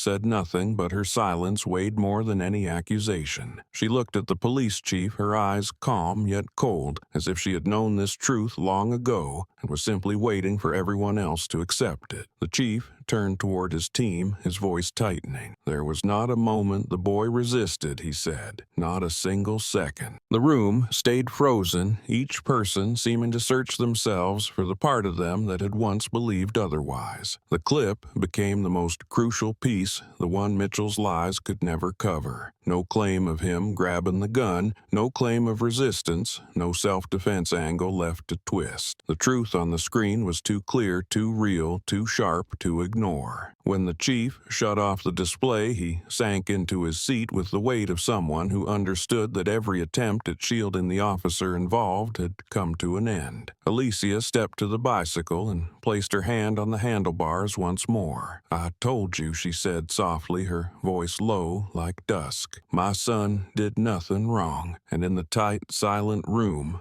the truth finally stood where it belonged, on the side of the boy. As the screen, still hung on the frame of Malik, collapsed beside the red bike, the station doors suddenly opened. No one noticed at first, since the officers on duty were still shaken by Alicia's arrival and the federal file she carried. But the silhouette of a thin, slightly hunched man stepping inside with trembling hands made several officers turn around. The old man was around 70, his white hair fallen across his forehead, his chest rising and falling as if he had gathered every bit of courage he had to walk into this place. He clutched the handle of a small plastic bag holding his heart medication, his frail hand shaken though his eyes did not shake at all. He scanned the room once, then aimed straight toward Alicia standing beside the red bicycle. His voice was rough but firm, so clear that the surveillance room fell silent at once. "I saw him hit the boy." He said each word deliberate, as if he had finally built up enough courage to say what he should have said from the beginning. A few officers immediately looked at each other, their usual confidence draining from their faces. The police chief furrowed his brows, not in anger, but because he understood this old man's statement was not the kind that could be dismissed. Alicia turned her attention, settling on the elderly witness with full focus, as if the shaky voice was the missing link needed to complete the truth. The MP beside her froze for half a second before stepping aside to make room, as though the arrival of this witness marked a significant moment that needed space to unfold. The old man stepped forward, his hand still gripping the bag of medication. "That day, I was standing right across the street. I saw everything."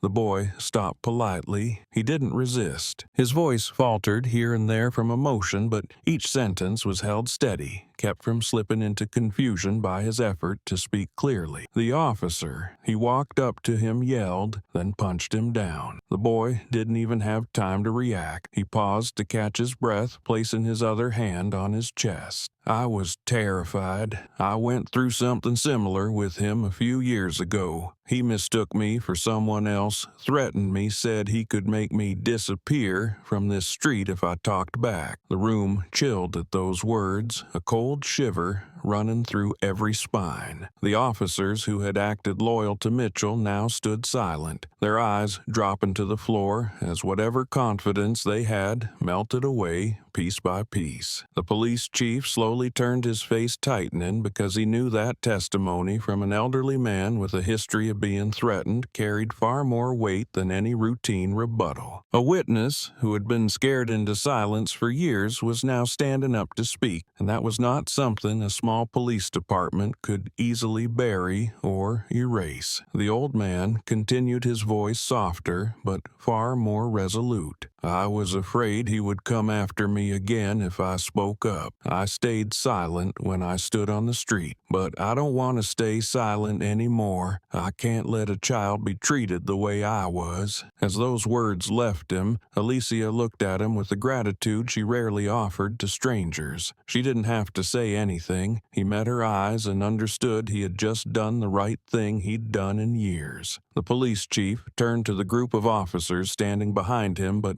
every look that met his was uneasy. They no longer had anything to lean on because now they were facing a chain of sharp, undeniable evidence. The street camera footage, the video recorded by the homeless man, the victim's statement, the military confirmation, and now the elderly witness stepping out of the fear that had held him for years. A series of spears driving straight into the narrative that they and Mitchell had tried to build. There was no room left for excuses, no reason left to cover anything. A young officer, the one who had doubted quietly but never dared speak, stepped back half a pace as the old man finished. He tilted his head, his eyes drifting from the paused frame of the punch to the red bicycle with its bloodstain not yet fully dry. The truth unfolded before him like a map with no blurred edges, making his chest tighten with the weight of being wrong. He wasn't the one who caused it, but he had stayed silent. And that silence now felt like guilt standing directly in front of him, demanding he face it. In the surveillance room, the tension shifted into a mixture of low panic and dread. A few officers pulled out their phones, staring down as if hunting for an escape route. The police chief's thoughts spun in circles, sweat dotting his brow because he knew the situation had gone far beyond what an apology or an internal report could fix. It had crossed into the political, where an elderly witness with a history of being threatened combined with video and military verification would trigger any federal investigation immediately. Alicia stood quietly for a long moment as the old man finished his story. When he fell silent, she stepped closer, not touching him but giving a small, steady nod, the kind of gesture one warrior offers another who stood up at the most crucial moment. "Thank you,"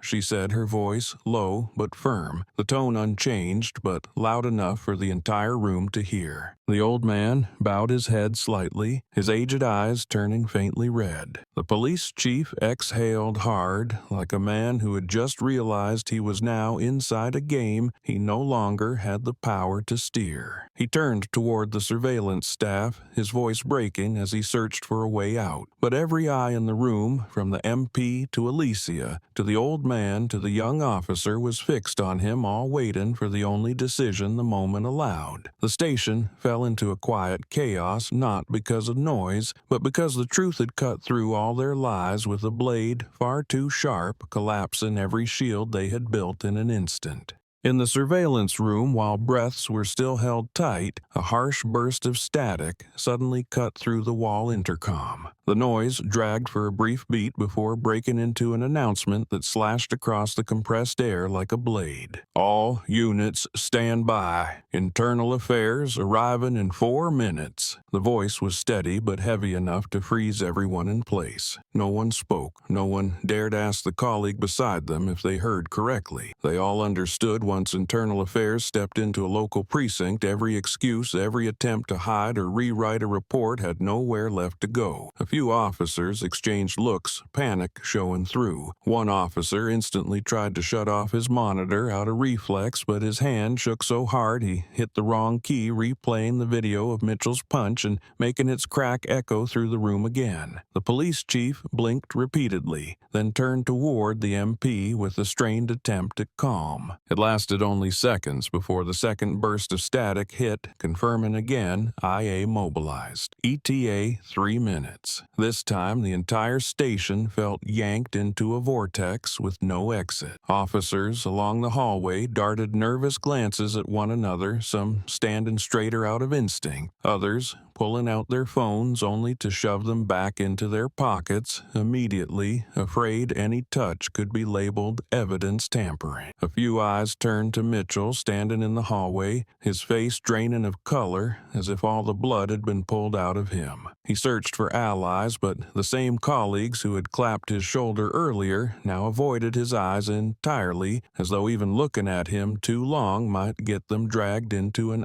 IA interview. The sharp thud of hard shoes on the main lobby floor sounded clearly the moment the front doors opened. 3 internal affairs agents entered, led by a tall, expressionless IA commander. He didn't need a long introduction. He flashed his federal ID for a single second, enough to silence the entire lobby, then walked straight toward the surveillance room where people were gathered around the screen. The police chief followed him, trying to adjust his tone to greet them, but his voice cracked halfway halfway and he let the words die, choosing instead to walk beside the commander like a man being escorted through a place he was supposed to be in charge of. The IA commander stepped before the monitor, his eyes scanning each frame with the practiced focus of someone who had spent a career sifting through both fabricated and legitimate evidence. He watched from the moment Malik rode his bike into view to Mitchell stepping into the street to the brass knuckle punch slamming into the boy's head. When Malik's body hit the curb, the commander lifted his gaze to the police chief. That look alone stole a breath from the man standing in front of him. "This is the area camera," the IA commander asked, his voice even impossible to read whether he was angry or simply cataloging what he was seeing. "Yes," the police chief answered, his voice smaller than usual. The IA commander shifted to the phone recording made by the homeless man handed up by the MP. He watched it from beginning to end, every shaky angle, every word out of Mitchell's mouth, every frightened breath of the person filming. Then he returned the phone to the MP and took a single step back, as if confirming he now held the whole picture. The room was so quiet they could hear metal clinking from the holding cells down the hall. After a few seconds, he turned back to the police chief and every officer present. "Battery on a minor," he said firmly. "Use of excessive force, false reporting." He didn't need to raise his voice, but each word landed like an indictment read in open court. Then he turned his head, eyes locking onto Mitchell, who stood frozen at the doorway. "Bring him in." Mitchell stepped back on instinct. He looked around, hoping someone would stand with him, but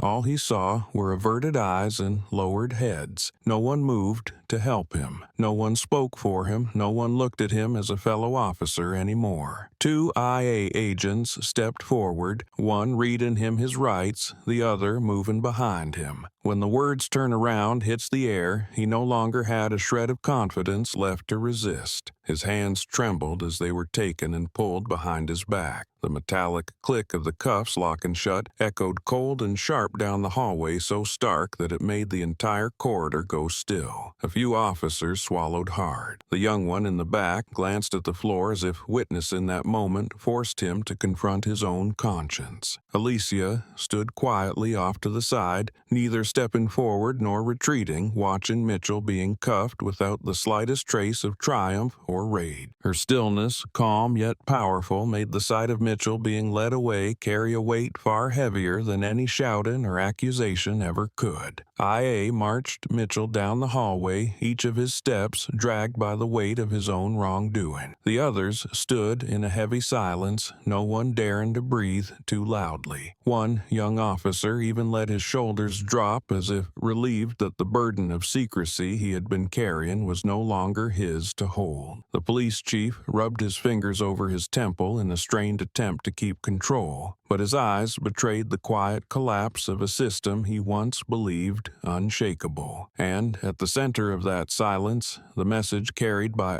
IA's arrival needed no explanation. From this point forward, every lie would be dug up to its roots. Every attempt to cover for anyone was over. When Mitchell was escorted out of the lobby by IA, the murmurs behind him rippled like small waves hitting the old brick walls of the station. But only a few minutes later, the station was no longer a place where secrets could be tucked away. News of IA taking Mitchell into custody spread quickly through the hallways, then swept out to the front gate like a strong wind rushing through a yard of dry leaves. And when the local media arrived, what many had tried to keep quiet became impossible to hide. Camera flashes burst the moment two IA agents brought Mitchell out through the main doors. His face was lowered, his wrists locked tightly behind him, and the bright media lights washed over his features like his first public verdict. A few reporters pushed microphones forward, questions flying, but no one answered. Mitchell was pushed into the IA vehicle, and the door shut with a heavy thud, like the period at the end of a path he had taken far too long. The police chief stood at the entrance, his lips pressed into a strained, uncomfortable line. Moments earlier, he had still tried to soften the situation, but when IA issued an immediate suspension and placed Mitchell under criminal investigation, he no longer had any choice except to face the press. A reporter asked whether he accepted responsibility, whether he had known of Mitchell's misconduct beforehand. The lights hit his face, revealing exhaustion and confusion carved into his eyes.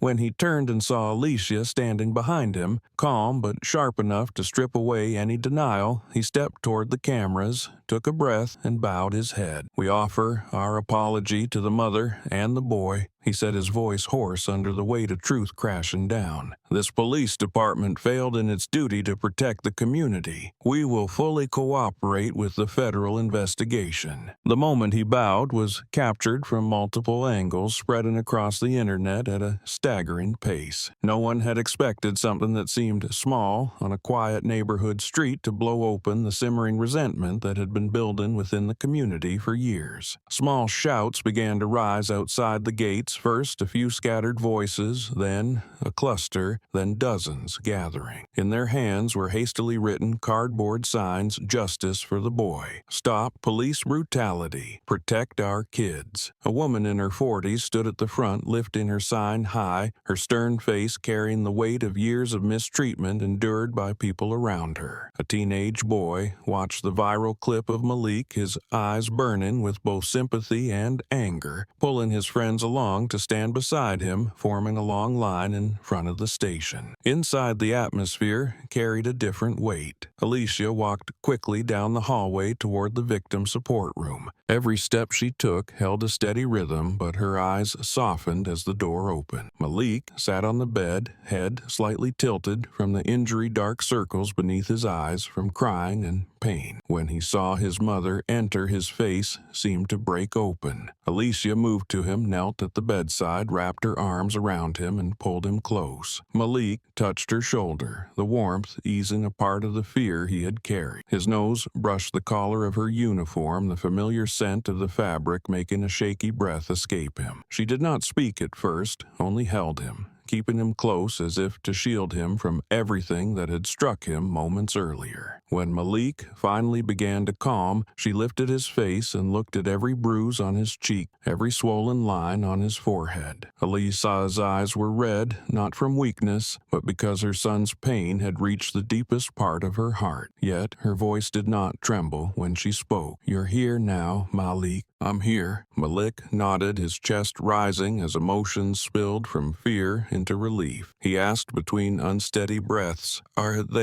they still keeping me?" Alicia shook her head, her hand on his shoulder like an unbreakable reassurance. "No, things are changing. You won't be alone again, I promise." Outside, the chants of justice for the boy grew louder, mixing with the sirens of media vehicles parked in front of the station. The community had begun to gather, not out of curiosity, but because Malik's story awakened memories, fears, and frustrations they had pushed down for years. Everyone standing there felt that this fight was bigger than one punch on a sidewalk. It touched a line they could no longer ignore. In the support room, soft yellow light fell over mother and son, a rare moment of calm in the storm rising outside. Alicia kept her voice steady and firm, like someone holding her unit together on a battlefield. "Rest." She set her hand steady at the back of his head. "I'll take care of the rest." In that moment, both of them seemed to feel the same thing. Justice had begun to move. Not fast, not loud, but step by step with a weight that could not be stopped. And from here on, the story no longer belonged to a single street, but was spreading into something no one could predict the limits of.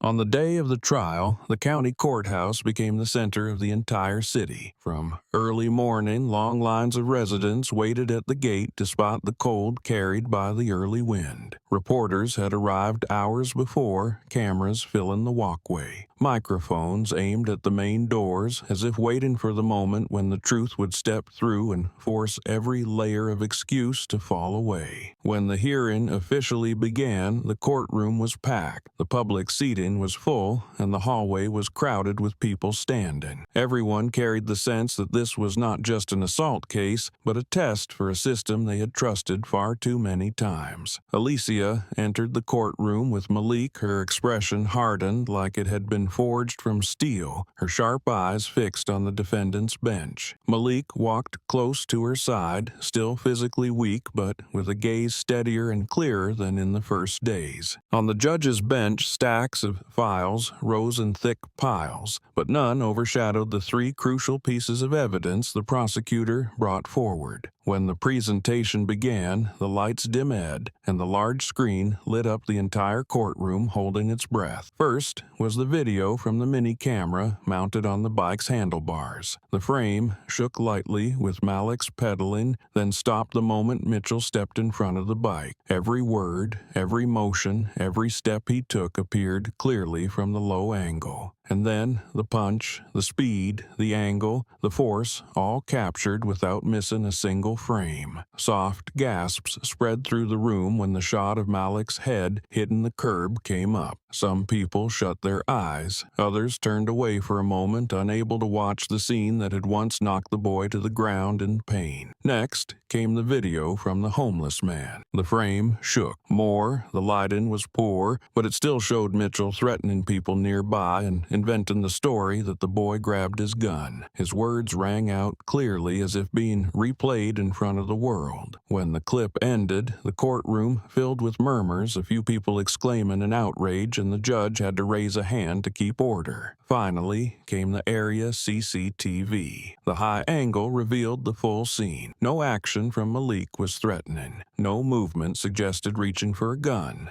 No sign of resistance, only an officer approaching with aggression and a prejudice already burning inside him. And when the footage showed Mitchell delivering the punch again, the judge looked down at the case file and then back at the screen as though confirming to himself that what he was seeing had gone far beyond any standard expected of a law enforcement officer. All three videos placed side by side like three perfect puzzle pieces turned the case into a problem no denial could bend. The prosecutor stood, pointed to the screen, and cited each timestamp and action, then turned to face Mitchell. The defendant is not facing an accusation. The defendant is facing the truth. The statement made Mitchell lower his head. In the days before the trial, he had insisted the boy resisted, that the boy reached for his gun, that he had only done his duty. But here, with the truth laid out through three angles, he had nowhere left to cling to. His defense attorney could only exhale because every exit had been sealed shut. The judge ordered the defendant to stand. Mitchell stepped to the witness stand, shoulders slumped, eyes dull, like a man who had already seen his sentence. The prosecutor asked him one last time face to face whether he still affirmed his previous account. A long silence followed. The crowd held its breath. Alicia watched him like someone staring straight at the reason her child nearly lost his life on what should have been a calm afternoon. Malik sat behind her, his palms pressed together in silence. Mitchell finally spoke. I was wrong. His voice was hoarse, weak, but clear enough for the entire room to hear. Those who had defended him bowed their heads, and those who had doubted now rose because the truth had been spoken by the man who caused the harm. He no longer denied, no longer blamed, no longer fabricated. The confession could not undo the act, but it was the final piece needed to close every door to excuses. The judge straightened his expression stern, then lifted the gavel. He read slowly, clearly, each sentence. The defendant is convicted of battery against a minor use of excessive force, while on duty falsification of statements and causing severe harm to the victim. He paused, looking toward Malik's seat and then back at Mitchell. This sentence serves as a warning, not solely for the defendant, but for anyone who wears a badge and forgets what it stands for. He struck the gavel. The court orders maximum penalty under statute, permanent revocation of badge and referral to federal authorities for additional review. The room exhaled as one. Malik leaned his head on his mother's shoulder, feeling her arm pull him close. Alicia looked at him not with triumph, but with a small hard-earned peace after a long storm. Outside the courthouse, the crowd erupted as though justice had finally found its way toward the light after so many dark turns. And from that moment on, the story was no longer just the case of one boy, but a turning point that forced a nation to reconsider how it treats the truth. 2 days after the verdict was delivered, the atmosphere around the police station still carried the residue of the tension from the chaotic days before. Even so, a small stage had been set up in front of the station and barricades had been pushed back so the public could watch the press conference the department organized. The sky was clear, but no one felt it as something gentle. Members of minority communities stood near the front, their faces marked by caution mixed with anticipation.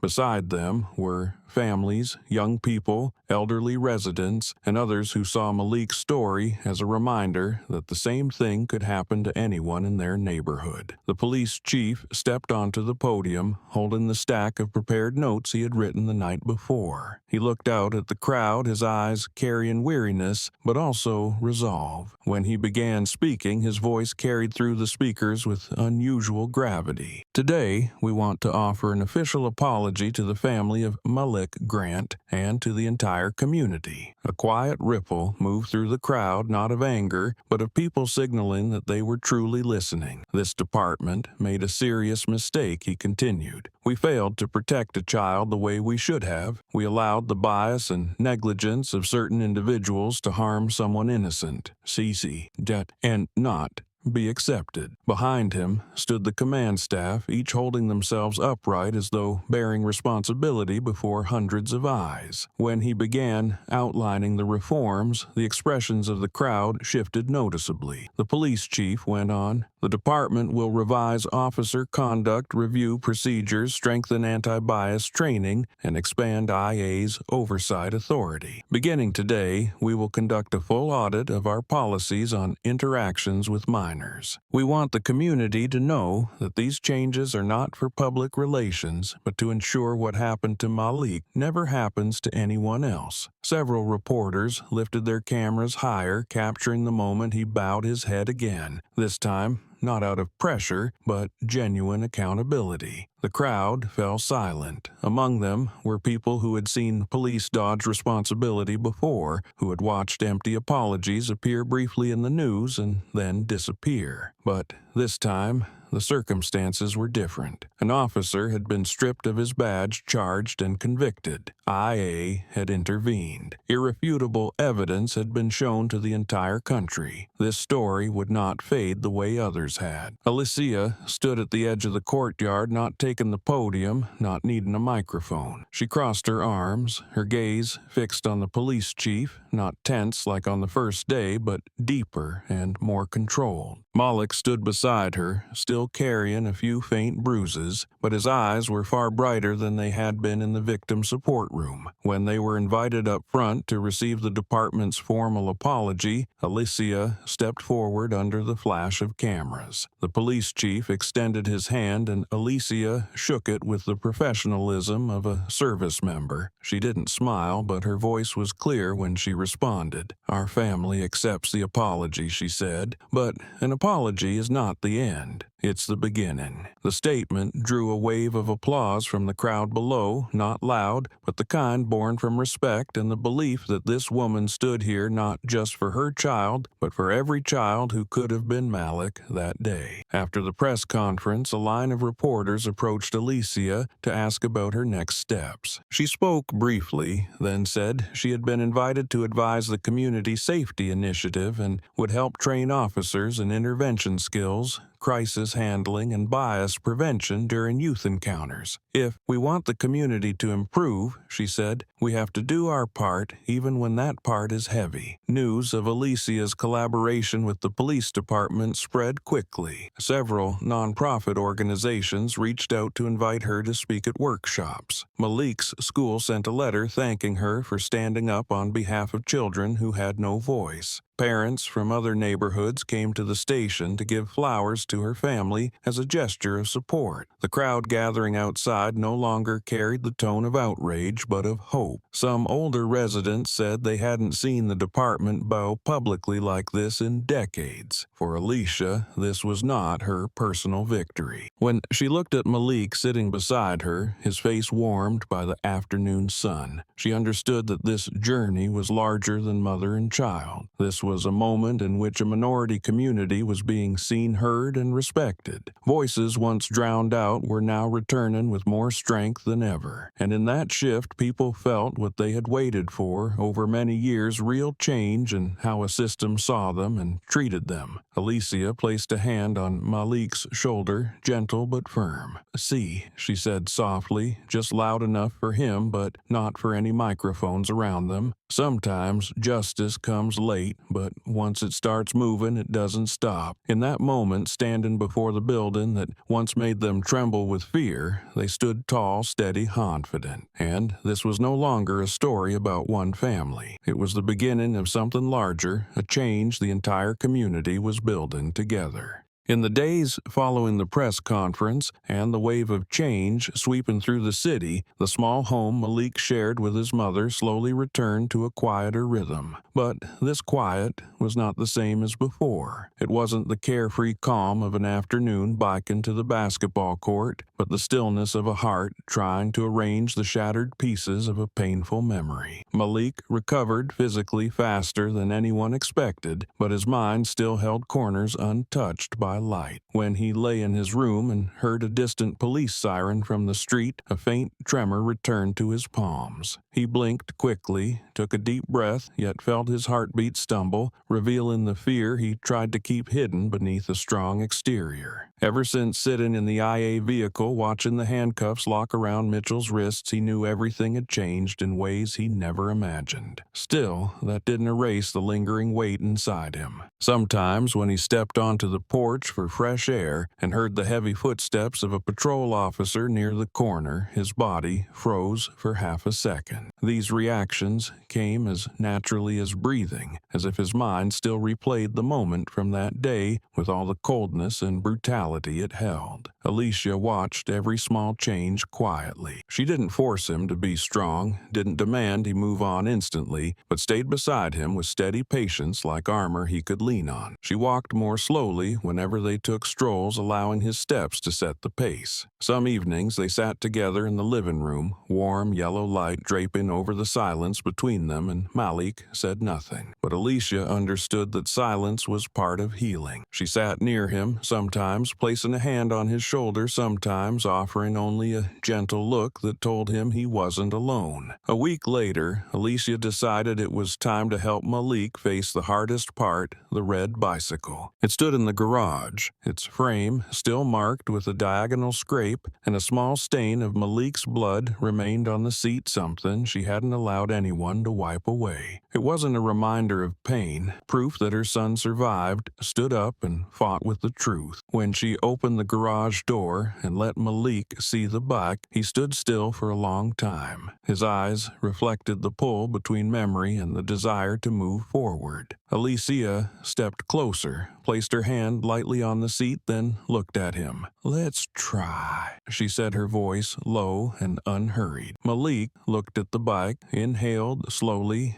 then nodded. He lifted a hand toward the handlebars, but it trembled slightly, as if touching a memory still burning bright in his mind. Alicia moved behind him, her hand steadying the frame. "Not to ride yet," she said. "Just for you and it to get used to each other again." Malik placed his hand on the handlebars, feeling the cool rubber, then stood there for a long moment, as if steadying his own heartbeat. Touching the bike again didn't bring comfort, but it opened the first step toward moving through the dark. The next day, he sat on the seat for a few seconds. The day after that, he pedaled slowly once around the yard. Alicia ran beside him, each time her hand hovering a few inches from his back, ready to catch him if he lost balance. They didn't talk much during those sessions, but every turn of the wheel was a small victory both of them understood. Malik's friends helped fill the space the incident had left behind. When they learned he was riding again, the whole group showed up at his house with a basketball lemonade and a handful of ridiculous jokes to pull him out of heavy thoughts. Seeing his loud, sincere, chaotic friends, Malik laughed even though he still hurt. Those small laughs, those silly games in the yard reminded him he was still the boy who loved basketball, who loved to laugh, who loved quiet afternoons. One day, the entire group rode their bikes behind him to the park. When a police siren sounded from down the street, Malik froze, but one friend rode up beside him, tapped his shoulder, and shifted the conversation to something else. The group kept moving forward so Malik wouldn't feel like he was fighting alone. The community supported him in ways he never expected. People who had sent handwritten letters appeared at the court to cheer him on. A few older neighbors stopped by with pastries, and some simply stood at the gate to greet him with a warm smile and a word of encouragement. They came not to ask questions, but to remind him they were walking beside him. Those who had seen him lying on the sidewalk that day now looked at him with respect, as if he had survived something they themselves might not have been able to face. One afternoon, when the sky had turned fully golden and long shadows stretched across the walkway, Malik rode his bike around the yard. Alicia sat on the steps, holding a water bottle, watching him with a gaze both proud and aching. Malik made another lap, then stopped in front of her. He took a deep breath, put his foot on the ground, and his eyes fixed on the open space ahead instead of meeting hers. A beat passed before he spoke slowly. "I don't want to live scared anymore." Alicia set the bottle beside her foot, her eyes firm and warm.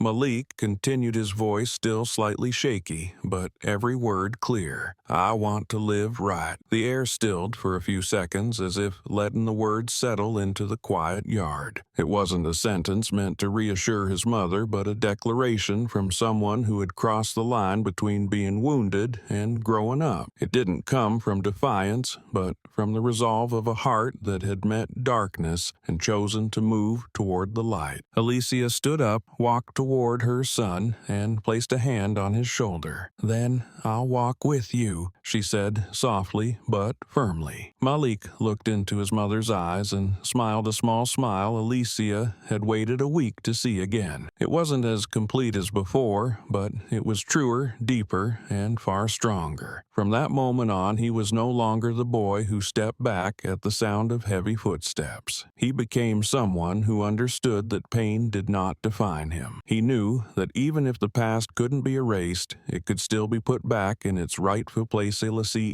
so he could move forward. The red bike was no longer the evidence of a terrible memory, but a reminder that he had survived and reclaimed what had been taken from him, his freedom. And under the tilted orange light falling across the roof, he pedaled another lap, the wheel turning lightly but steadily, as if declaring that the road ahead would no longer be shaped by fear, but by his own choices. Malik now was no longer running from the past. He was stepping through it one turn of the wheel at a time, with his mother, with his community, and with everyone who believed he deserved to live with truth and dignity. After the verdict and the wave of press conferences, Malik and Alicia's story didn't stop inside the courtroom. It spread like a spark catching on dry fields, rising quickly across social media, then covering national news outlets. From small towns to major cities, people talked about the punch on the sidewalk, the handlebar camera, and the journey of a mother driving dozens of miles to protect her child with both heart and the discipline of a warrior. The state's largest newspaper published a bold-headed piece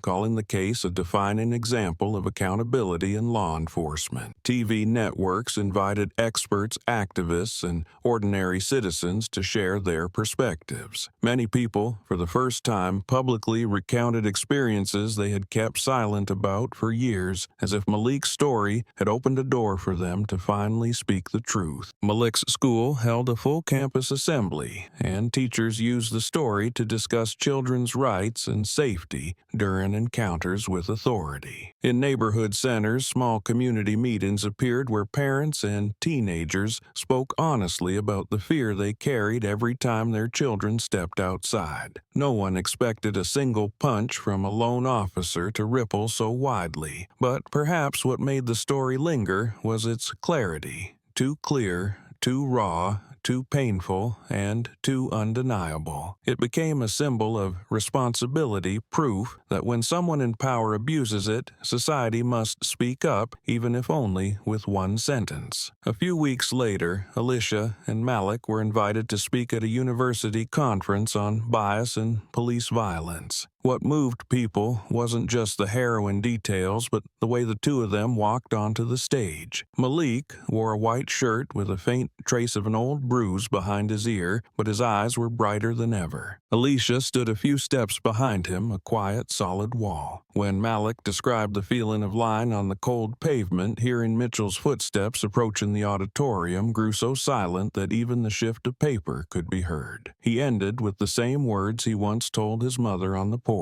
"I don't want to live afraid. I want to live right," and hundreds of people rose to applaud. Alicia followed him with a low, steady voice, recounting the path from the moment she got his call to the moment she walked into the police station with military documents in hand. She didn't use heavy rhetoric, only shared the reason she was so unwavering. A child should never become a victim of someone's prejudice just because that person has power. Her words were quickly quoted, spreading across social platforms and appearing in community education programs. From there, the two of them were invited to more places, professional panels, school discussions, and community forums. At each event, people listened not only to their story, but found in it the courage to speak their own truths. At a statewide conference, organizers displayed Malik's red bicycle at the center of the venue, placing it inside a glass case like a symbol. On the seat, the dark, dried drop of blood was still there. No one cleaned it because that very drop marked the truth proof that some injustices can only be acknowledged when evidence is no longer buried. People stood before the bike for a long time, some breaking into tears, some placing a hand on the glass as if wanting to share something with the 14-year-old child who once lay unconscious beside it. Reporters photographed it and titled the feature, "The Drop of Blood That Changed a City." Some activists used the image of the bike as the emblem for a campaign pushing for police conduct reform. Shirts printed with the red bicycle appeared at peaceful protests, and children carried flags with the small handlebar camera printed on them. A group of young attorneys used Malik's case as a foundation to advocate for a new rule book on interactions with minors. Its influence no longer rested on pain, but shifted toward determination to change. Even so, amid all that widespread attention, Alicia kept a firm, realistic outlook. In a televised interview, she said she knew justice didn't always move quickly, nor did it always arrive when needed. But when it appeared it had to be preserved through concrete action, not temporary emotion. Malik sat beside her, nodding as he listened. He grew up faster than many kids his age, but that growth didn't take away his smile. Instead, it made it more meaningful. When summer arrived, the two of them traveled through small towns to participate in community talks. Sometimes they spoke with groups of parents, sometimes with city council members. After each event, people came forward to thank them for bringing renewed hope. Malik often smiled and said, "I just don't want other kids to go through that." And each time, his mother placed a gentle hand on his shoulder as if affirming he was walking the right path. The red bicycle, the remaining drop of blood, the handlebar camera, and the story of a wrongful punch became images that could not fade from the minds of many minority communities. Not because of sensationalism, but because they represented something more important, that the truth, once fully and clearly revealed, has more power than any words used to silence it. And when the story was compiled into media material and sent to schools, conferences, or national broadcast channels, there was always a line printed clearly at the end. This is a fictional work inspired by real societal issues, reminding readers that the story reflected a painful reality, but did not target any specific individual or institution. It aimed only to sound an alarm about equality, the rule of law and the courage to speak the truth, a reminder that society improves when people choose to stand on the side of what is right, even when it is difficult. In the final light of the last day of speaking engagements, Malik stood beside the red bicycle displayed inside the glass case. He looked at the dried drop of blood, then at his own reflection on the smooth surface of the glass. His face was no longer that of a child who once trembled on the pavement, but that of someone writing the first lines of his own future. And in that moment he whispered a sentence he knew would follow him for the rest of his life. The truth will always find its way. As the journey of Malik and Alicia came to a close, their story had traveled far beyond the neighborhood where everything began. From an innocent afternoon bike ride to the moment under glaring courtroom lights, from pain on the pavement to the standing ovation at community forums, the two of them had moved through a series of upheavals no one could have predicted. Yet what remained was not the chaos, but the strength of truth and the will of human beings when standing before injustice. Malik, once just a boy wanting to ride to the court to meet his friends, had become a symbol of facing fear. He endured the unexpected punch, the confusion, the loneliness in a holding room, then slowly reclaimed his voice. Though he was the one who suffered the most, he also showed that courage is not always a grand gesture, but sometimes simply speaking the truth, even when the voice shakes or the heart tightens. Through each step of recovery, he turned fear into a drive to live right, not fleeing the past, but facing it with a stronger heart. Alicia was the embodiment of boundless love and the responsibility of an adult. When she heard her child crying through the phone, she became the force that shifted the entire case. She did not scream, did not threaten, but used the calm of a soldier and the resolve of a mother to open every door others had tried to close. From confronting the police chief to presenting evidence, from lifting her son up after the storm to stepping onto stages to speak to the community, Alicia showed that steadfast protection can change an entire system. The community also played a crucial role. The people who once hesitated when witnessing conflict became the voices pushing for accountability. The groups of young people gathered before the precinct gates, the elders holding signs, the letters sent to Malik's home, and those who stepped forward to testify turned a personal story into a social movement. Their voices were a reminder that injustice does not disappear on its own. It needs those persistent enough to hold it under the light. But the strongest part of this story lies in the message it leaves behind. It is a reminder of the importance of truth in an era when prejudice and power sometimes blur the line between right and wrong. The camera on the handlebars did more than record the incidental lesson that even when someone tries to distort events, the truth still finds a way to reveal itself. It shows that technology, when used correctly, can be an ally of justice and a shield for the vulnerable. Malik's journey proves that healing is not forgetting, but learning to stand again even when the wound remains. A slow push of the pedals, a smile from friends, and a single determined sentence became the first bricks in rebuilding his sense of trust. And his simple words, "I want to live right," were the strongest declaration because they came from the heart of someone who faced darkness and still chose to walk toward the light. From a broader perspective, this story reminds us that a society is only truly safe when each person knows how to speak up for what they believe is right. Not everyone can stand before a crowd, but anyone can voice something fair, share a piece of evidence, or simply stand beside someone who is vulnerable. Justice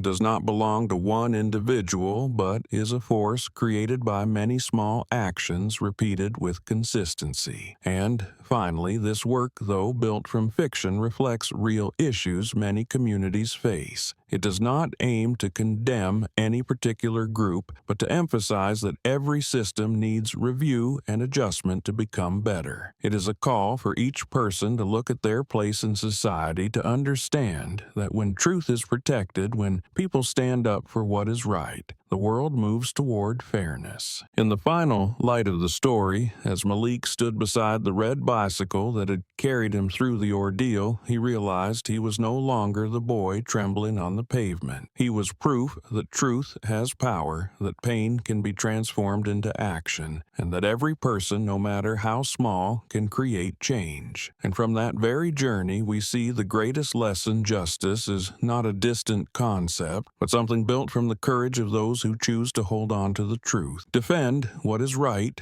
and believe that light will always find a way in.